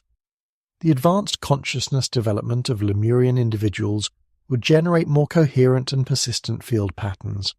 The integration of spiritual practices with technological development would create morphic fields that operate across multiple dimensions of reality, and the harmony between Lemurian civilization and natural systems would create morphic fields that integrate with and are reinforced by natural field phenomena. The accessibility of persistent Lemurian morphic fields would depend on the consciousness development and resonance capabilities of later individuals seeking such information. According to morphic resonance theory, consciousness that achieved states similar to those typical of Lemurian civilization would naturally resonate with Lemurian morphic fields, enabling access to information preserved in these non-physical templates. Collective unconscious access to Lemurian memories represents another dimension of consciousness-based information preservation that complements morphic resonance theory. Carl Jung's concept of the collective unconscious as a repository of species-wide psychological patterns and archetypal memories provides a framework for understanding how Lemurian consciousness patterns might be preserved and accessed through the deeper levels of human psychological structure. The collective unconscious, according to Jungian theory, contains archetypal patterns that transcend individual experience and cultural transmission, preserving psychological templates that appear across diverse cultures and time periods. If Lemuria existed as an advanced civilization that achieved archetypal levels of consciousness development and cultural organization, its patterns would theoretically become integrated into the collective unconscious as archetypal templates accessible to later generations. The archetypal nature of Lemurian civilization patterns would explain why Lemurian symbols, social structures, and consciousness development goals appear spontaneously across diverse cultures that have no apparent historical connection to Lemurian sources. The integration of Lemurian patterns into the collective unconscious would preserve these templates as psychological inheritance that transcends normal cultural transmission mechanisms. Access to collective unconscious Lemurian memories would occur through the same psychological processes that enable access to other archetypal material, through dream states, meditation practices, creative inspiration, and expanded states of consciousness that penetrate beyond individual psychological boundaries to the deeper levels of species-wide psychological structure. Scientific approaches to consciousness-based Lemurian research represent an emerging frontier that attempts to apply rigorous investigative methods to phenomena that transcend conventional scientific paradigms. These approaches recognize that consciousness-based information access, while not measurable through conventional instruments, might nevertheless be subject to systematic investigation using modified scientific protocols that account for the unique characteristics of consciousness-based data. Systematic documentation of consciousness-based Lemurian information creates databases that enable pattern analysis across multiple sources, identification of consistent elements that appear independent of conscious knowledge, and correlation between consciousness-based information and conventional archaeological or geological data. This approach treats consciousness-based Lemurian investigation as a form of data gathering that requires different validation methods than conventional research, but can still be subjected to systematic analysis. Controlled investigation of consciousness-based Lemurian access involves creating research protocols that minimize conventional contamination while maximizing access to genuine consciousness-based information. These protocols might include using investigators with no prior knowledge of Lemurian theory, conducting investigations in isolation from conventional Lemurian sources, and employing multiple independent consciousness-based sources to cross-validate information. The integration of consciousness-based Lemurian information with conventional research creates powerful synergies that enhance both approaches.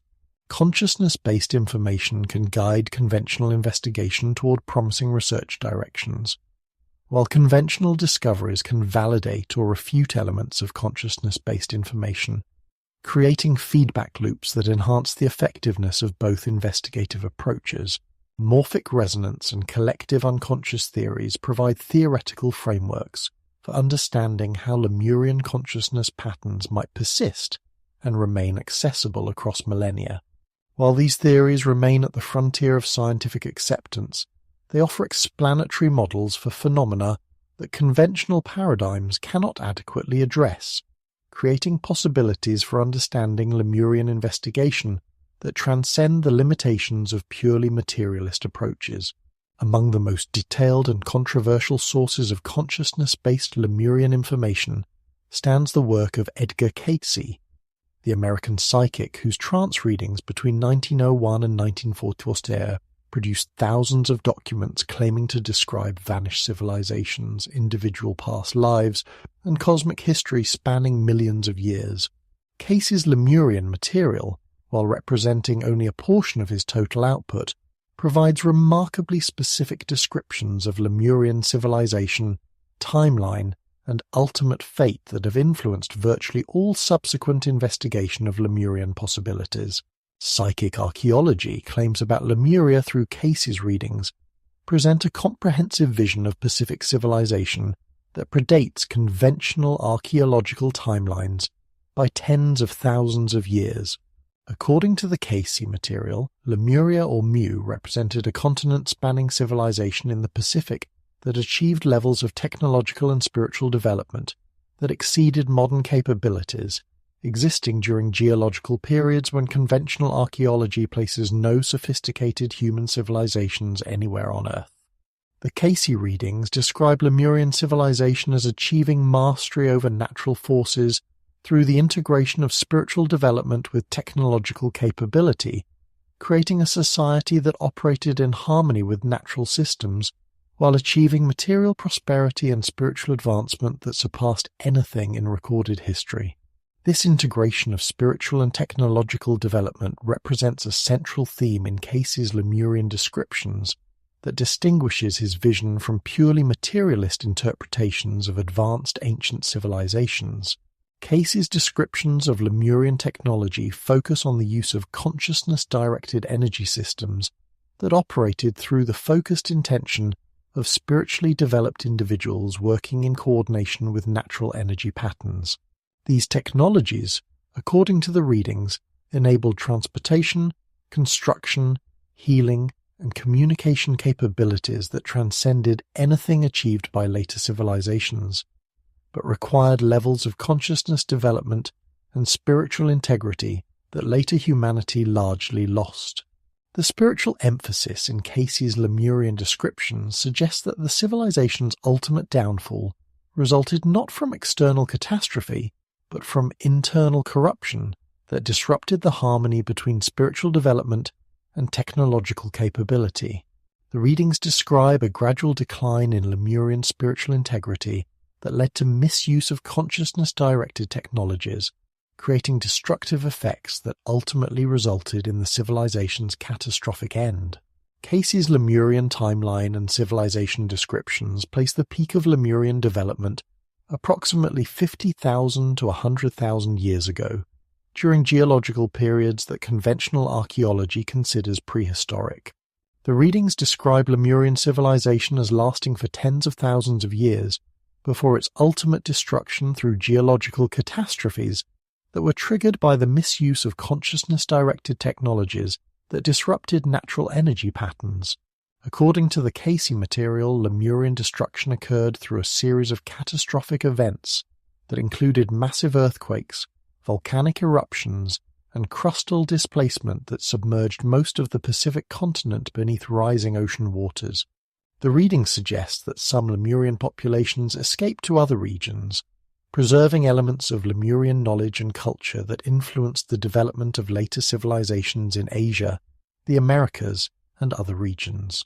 The timeline presented in Cayce's readings places Lemurian civilization during periods that correspond to major geological transitions in Pacific region development, including periods of significant volcanism, sea level change, and crustal instability that could theoretically have submerged large landmasses. While conventional geology does not support the existence of Pacific continents during these periods, the correspondence between Cayce's timeline and known periods of Pacific geological instability provides some correlation with independently established geological evidence. The Cayce readings describe Lemurian survivor populations migrating to various regions of the world following the continental destruction, carrying with them elements of Lemurian knowledge and culture that influenced the development of later civilizations. These migration patterns, according to the readings, explain similarities in architectural techniques, spiritual practices, and cultural patterns that appear across geographically separated civilizations with no apparent historical connection. Correlation with independent Lemurian sources represents one of the most intriguing aspects of evaluating Cayce's psychic archaeology claims. Elements of Cayce's Lemurian descriptions appear in sources that were either unknown to Cayce during his lifetime or were published after his death, suggesting that his consciousness-based information access might have tapped into genuine historical information rather than contemporary speculation or fantasy. The correspondence between Cayce's Lemurian descriptions and elements found in ancient texts that were not translated or published during his lifetime provides potential validation for his consciousness-based information access. Sanskrit texts.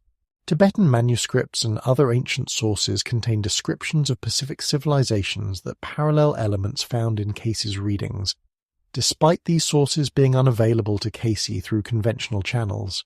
Contemporary archaeological discoveries in Pacific regions have occasionally uncovered evidence that corresponds to descriptions found in Cayce's Lemurian material. Underwater formations, architectural techniques, and cultural artifacts that match elements described in the readings provide potential correlation between consciousness-based information and physical evidence, though such correlations remain incomplete and subject to alternative interpretation. Independent psychic sources producing Lemurian information that parallels Cayce's descriptions create another dimension of potential validation. When multiple consciousness-based sources, operating independently and often without knowledge of each other's work, produce consistent descriptions of Lemurian civilization, the probability of pure coincidence or conventional contamination decreases, suggesting possible access to genuine historical information preserved through non-physical channels. Evaluating non-empirical Lemurian evidence requires methodological approaches that can assess the credibility and consistency of consciousness-based information without applying inappropriate empirical standards that were never designed for non-physical data. The evaluation of Cayce's Lemurian material involves analyzing internal consistency across thousands of readings, correlation with independently established historical and geological information, predictive accuracy regarding later discoveries, and correspondence with other consciousness-based sources. The internal consistency of Cayce's Lemurian descriptions across decades of readings demonstrates a coherent vision of Pacific civilization that maintains consistent characteristics despite being produced through trance states that involved no apparent conscious memory of previous readings.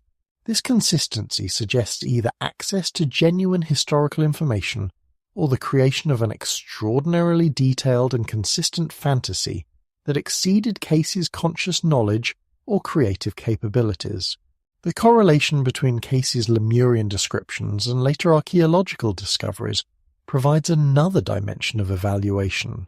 Elements of Cayce's readings that seemed impossible when first recorded have occasionally been validated by later discoveries, suggesting that some aspects of his consciousness-based information access might have tapped into genuine historical realities that transcended the knowledge available during his lifetime. The evaluation of consciousness-based Lemurian evidence must also account for the limitations and potential distortions inherent in psychic information access.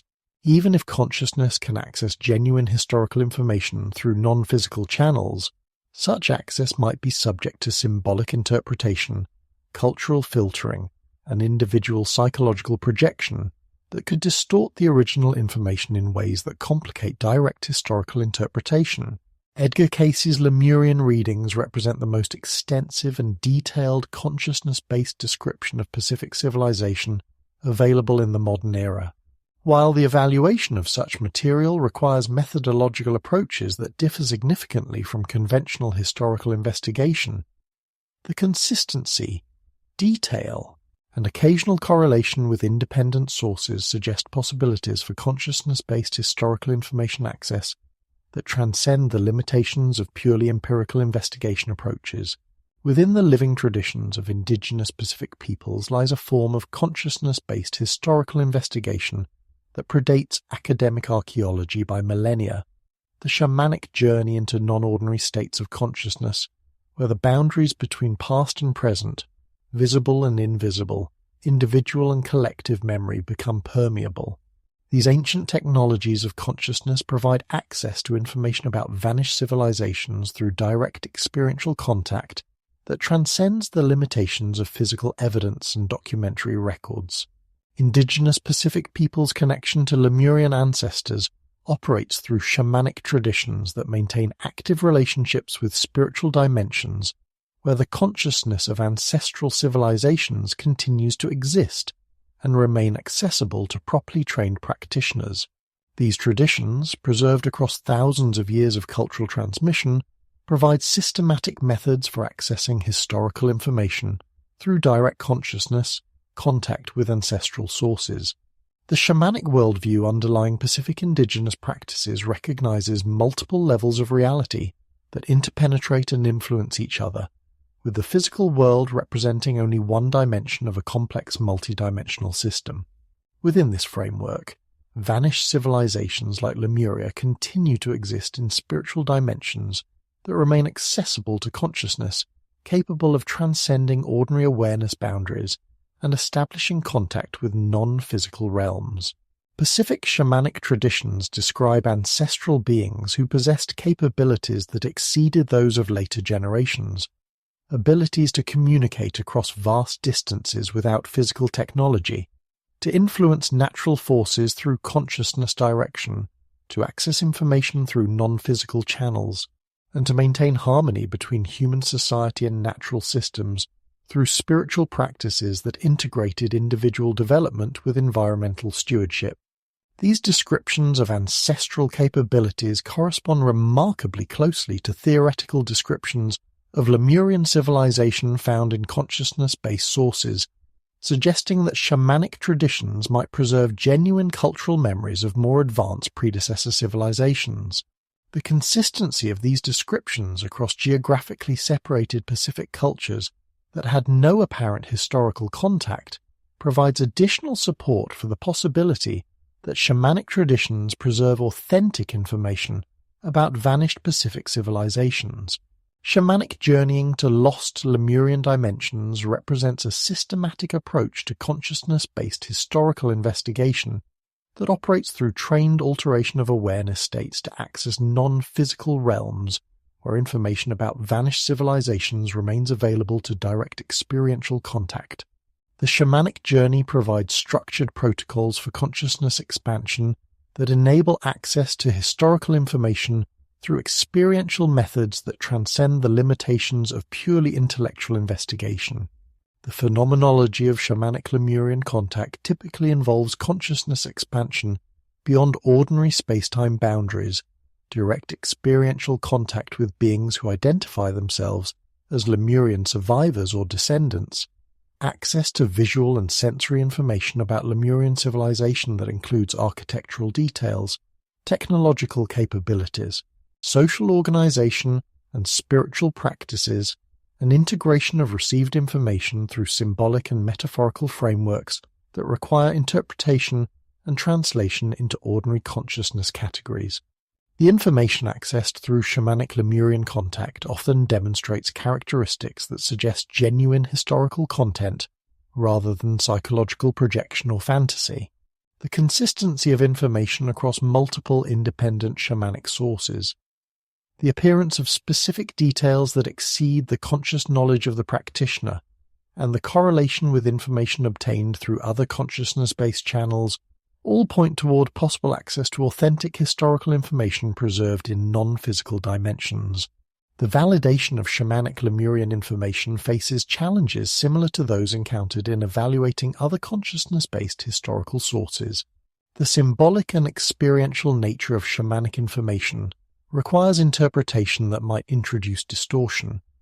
The altered states of consciousness involved in shamanic practice might create psychological conditions that generate fantasy rather than historical contact, and the cultural frameworks within which shamanic practice operates might influence the interpretation and presentation of accessed information. How trauma might be recorded in former Lemurian territory represents a crucial concept for understanding how shamanic traditions might access authentic information about catastrophic events that destroyed advanced civilizations. Contemporary research in trauma psychology and consciousness studies suggests that traumatic events create psychological and energetic imprints that can persist across time and remain accessible to sensitive consciousness, capable of resonating with traumatic frequency patterns. Pacific shamanic traditions describe specific locations where the energetic residues of ancestral trauma remain particularly accessible, often corresponding to areas where geological evidence suggests significant volcanic activity, earthquake damage, or other catastrophic events during periods that match theoretical Lemurian timelines. The correlation between shamanic descriptions of ancestral trauma locations and geological evidence of catastrophic events provides potential validation for shamanic access to authentic historical information. The environmental recording of traumatic events operates through mechanisms that consciousness research has begun to identify in contemporary contexts.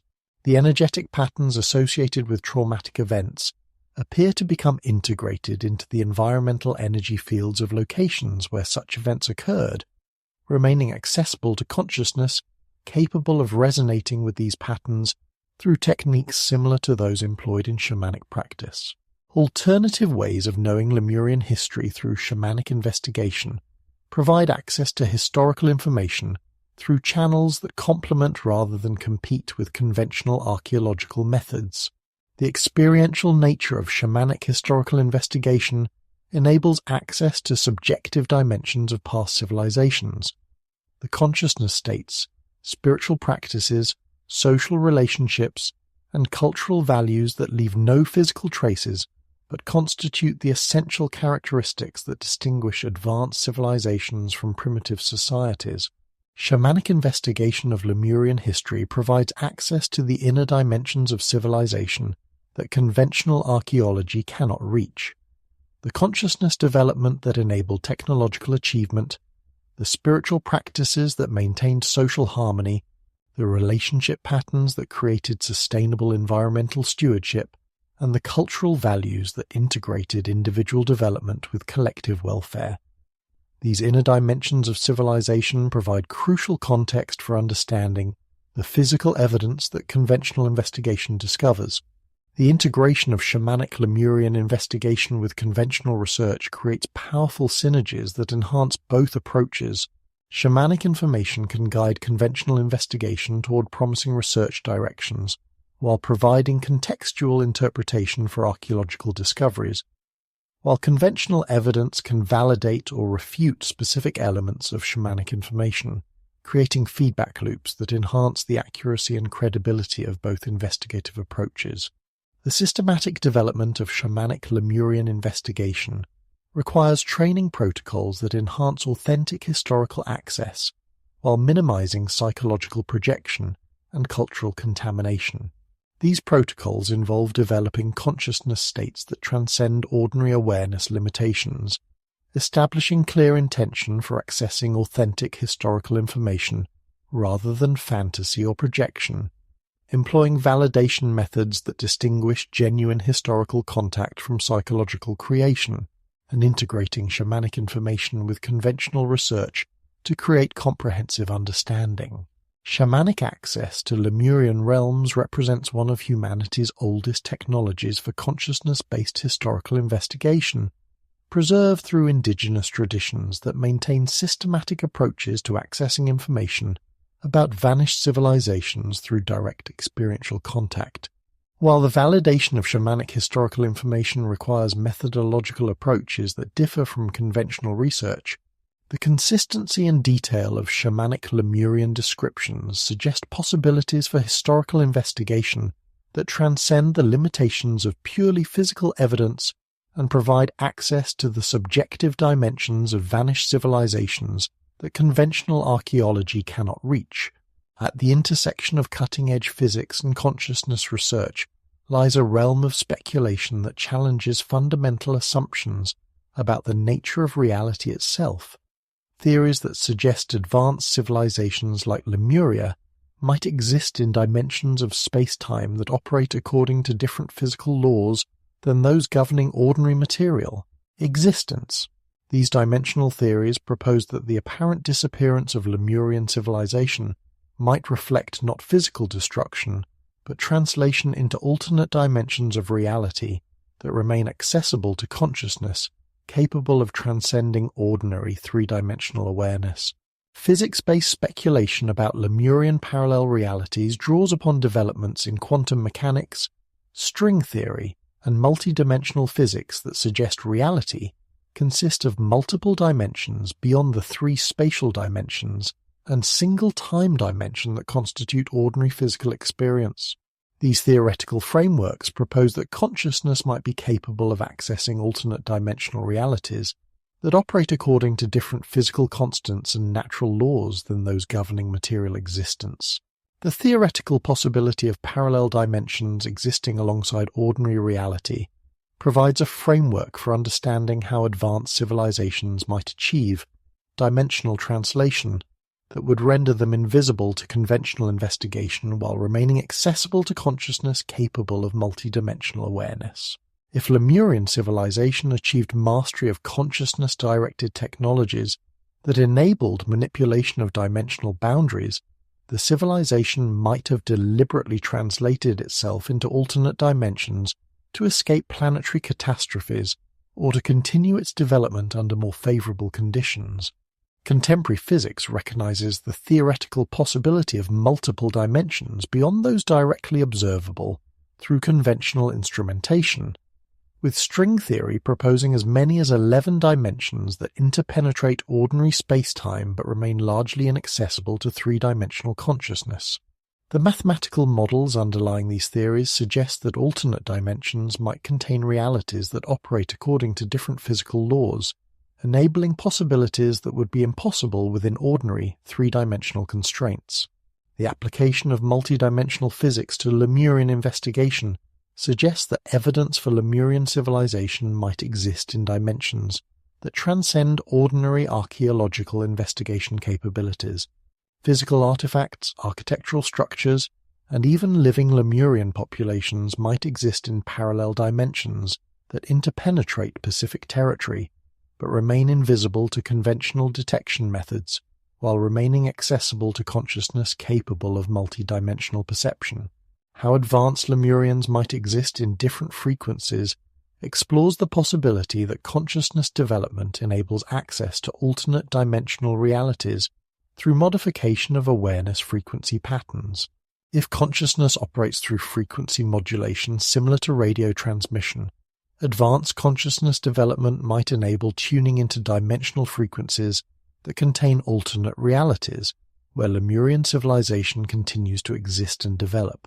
The frequency theory of dimensional access proposes that different dimensions of reality operate at different vibrational frequencies, with ordinary three-dimensional reality representing only one frequency band within a broader spectrum of dimensional possibilities.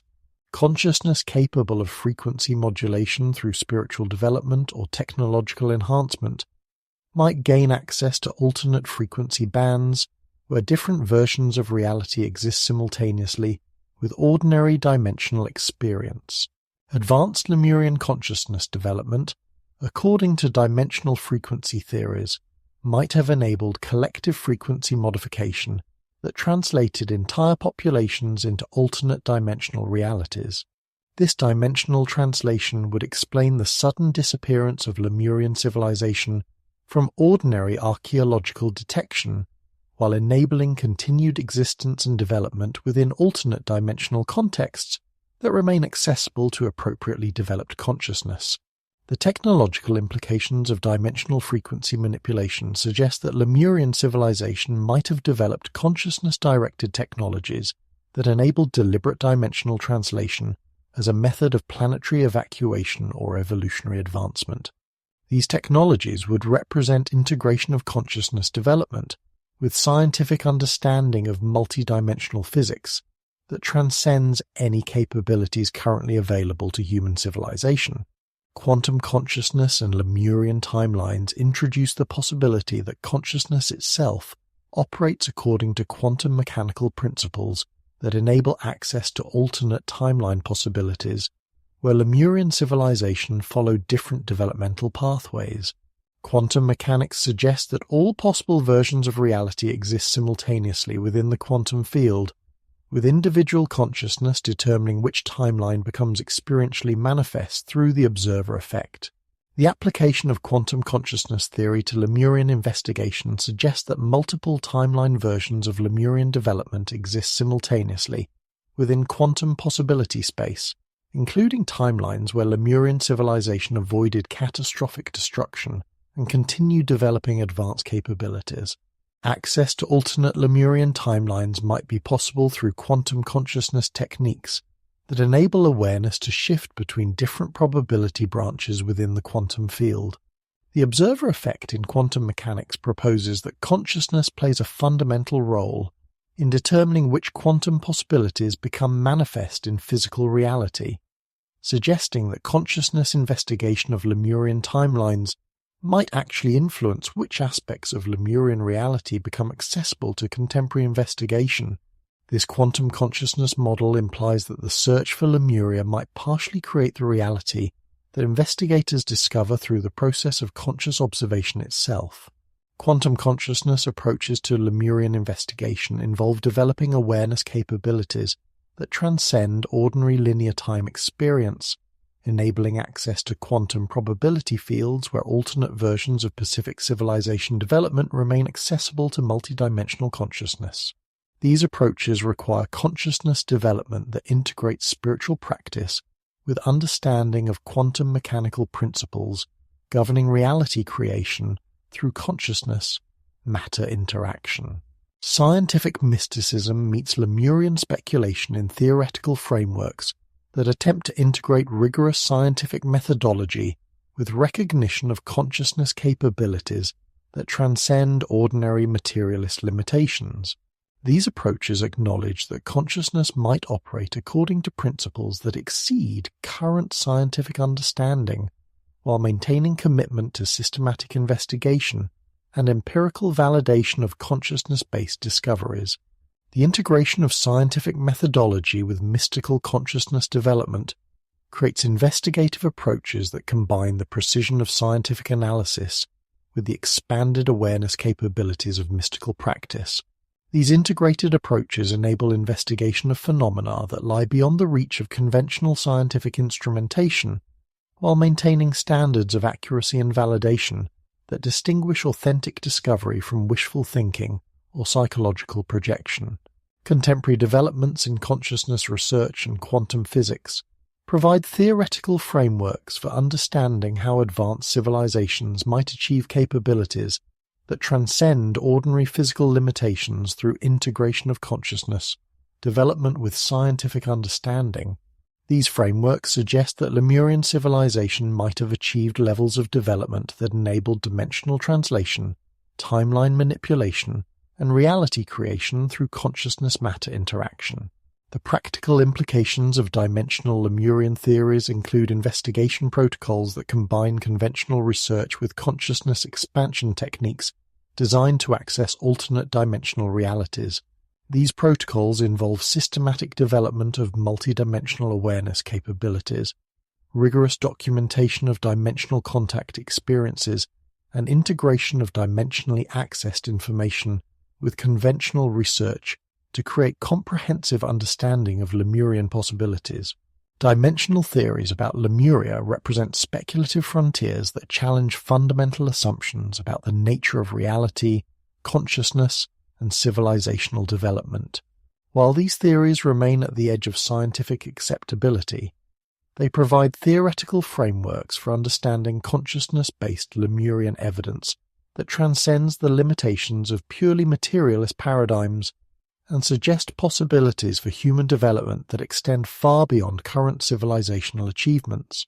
The emerging field of consciousness archaeology represents a revolutionary approach to historical investigation that recognizes consciousness itself as both an investigative tool and a potential repository of historical information. In the context of Lemurian research, consciousness archaeology explores how the expectations, beliefs, and awareness states of investigators might influence their discoveries, how consciousness-based investigation techniques might access historical information through non-physical channels, and why different researchers consistently obtain different types of evidence regarding Lemurian existence.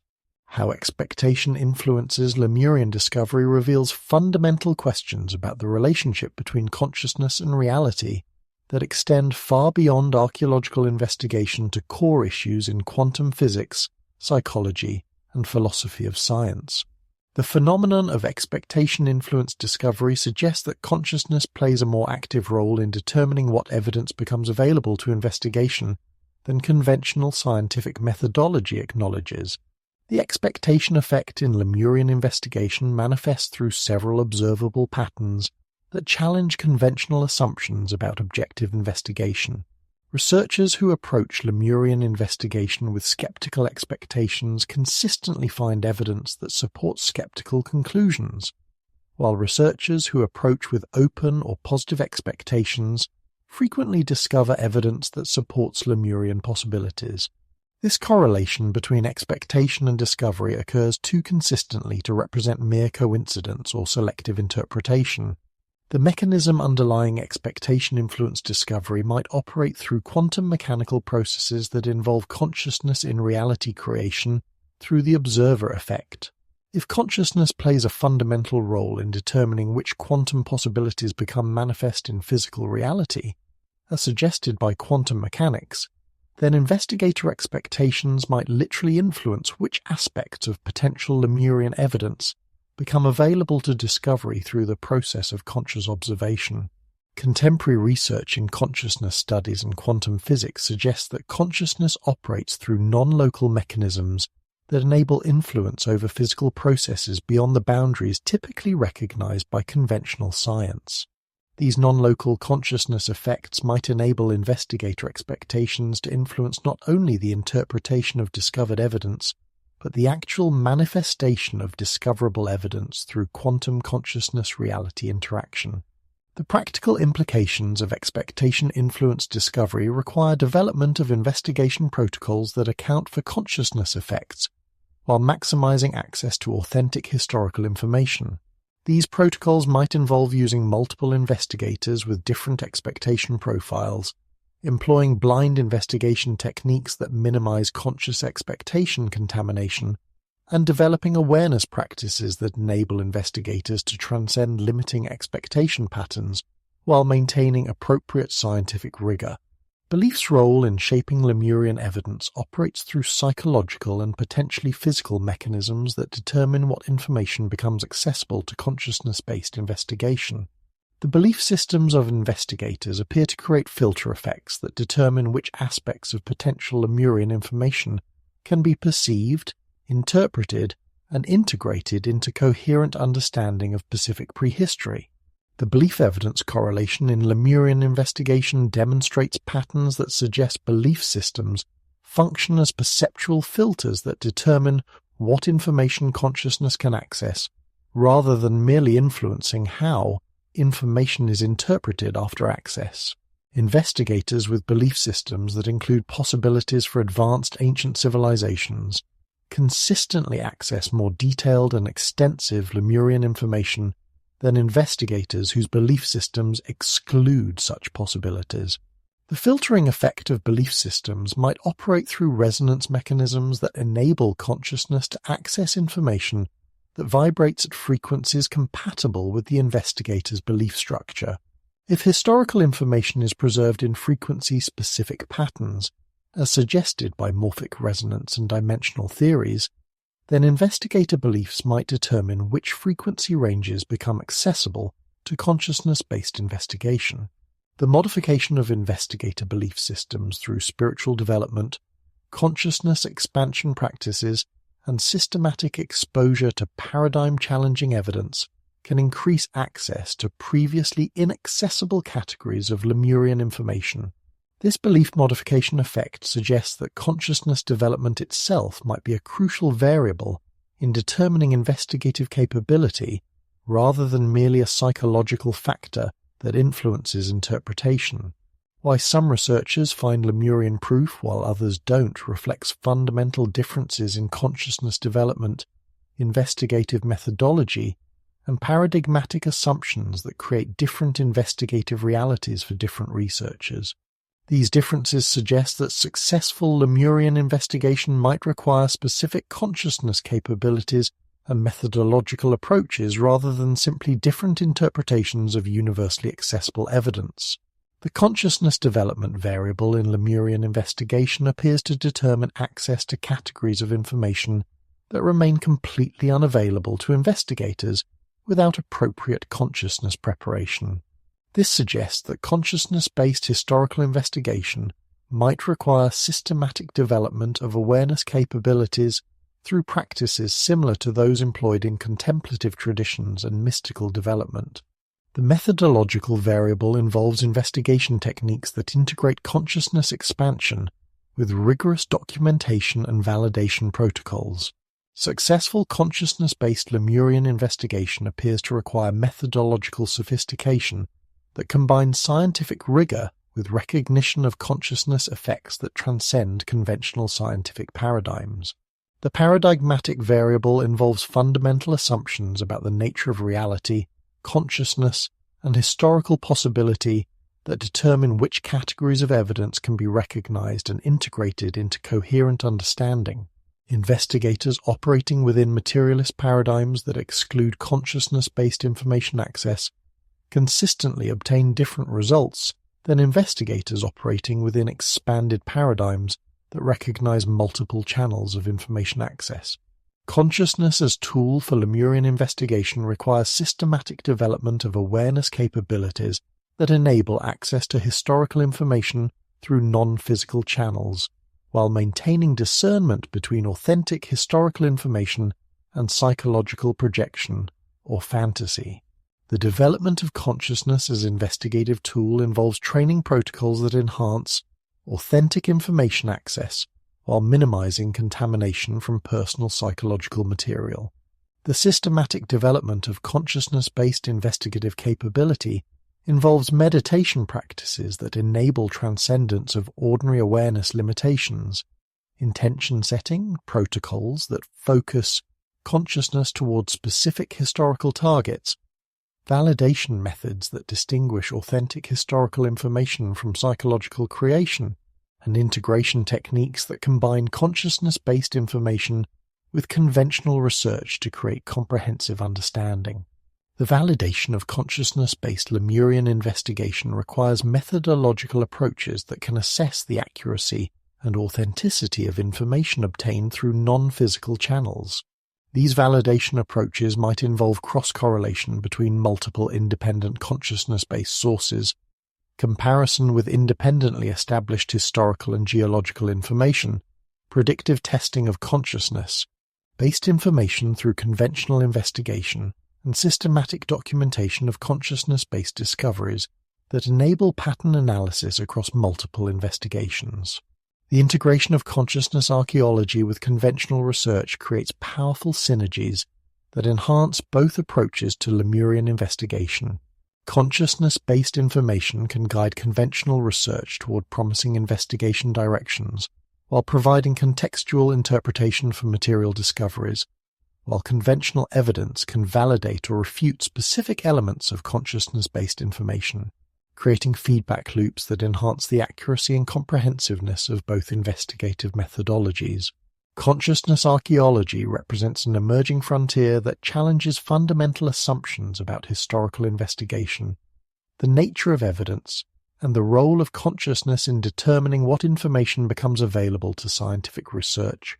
In the context of Lemurian investigation, consciousness archaeology provides methodological frameworks for accessing historical information through channels that transcend the limitations of conventional archaeological methods, while maintaining commitment to rigorous validation and systematic investigation that distinguishes authentic discovery from wishful thinking or psychological projection.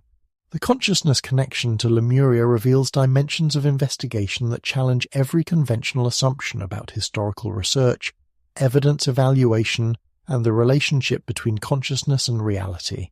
From morphic resonance theories that explain how civilizational memories might persist across millennia, to dimensional theories that suggest advanced civilizations might exist in alternate realities accessible only to appropriately developed consciousness.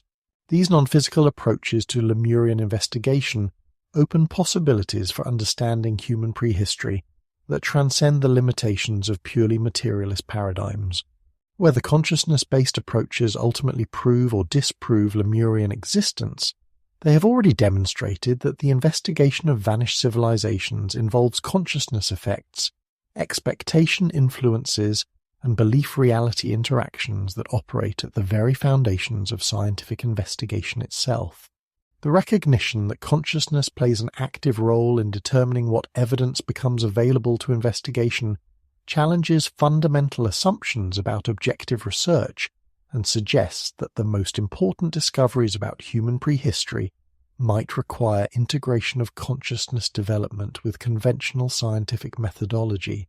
The exploration of consciousness connections to Lemuria forces confrontation with profound questions about the nature of reality, memory, and historical truth that extend far beyond archaeological investigation to fundamental issues of human consciousness and its relationship to the larger cosmos. These questions suggest that the search for vanished civilizations like Lemuria might ultimately lead not to ancient ruins or artifacts, but to discoveries about human consciousness capabilities that could revolutionize understanding of what it means to be human in a universe where consciousness and matter, mind and reality, past and present, interpenetrate in ways that conventional science has barely begun to explore.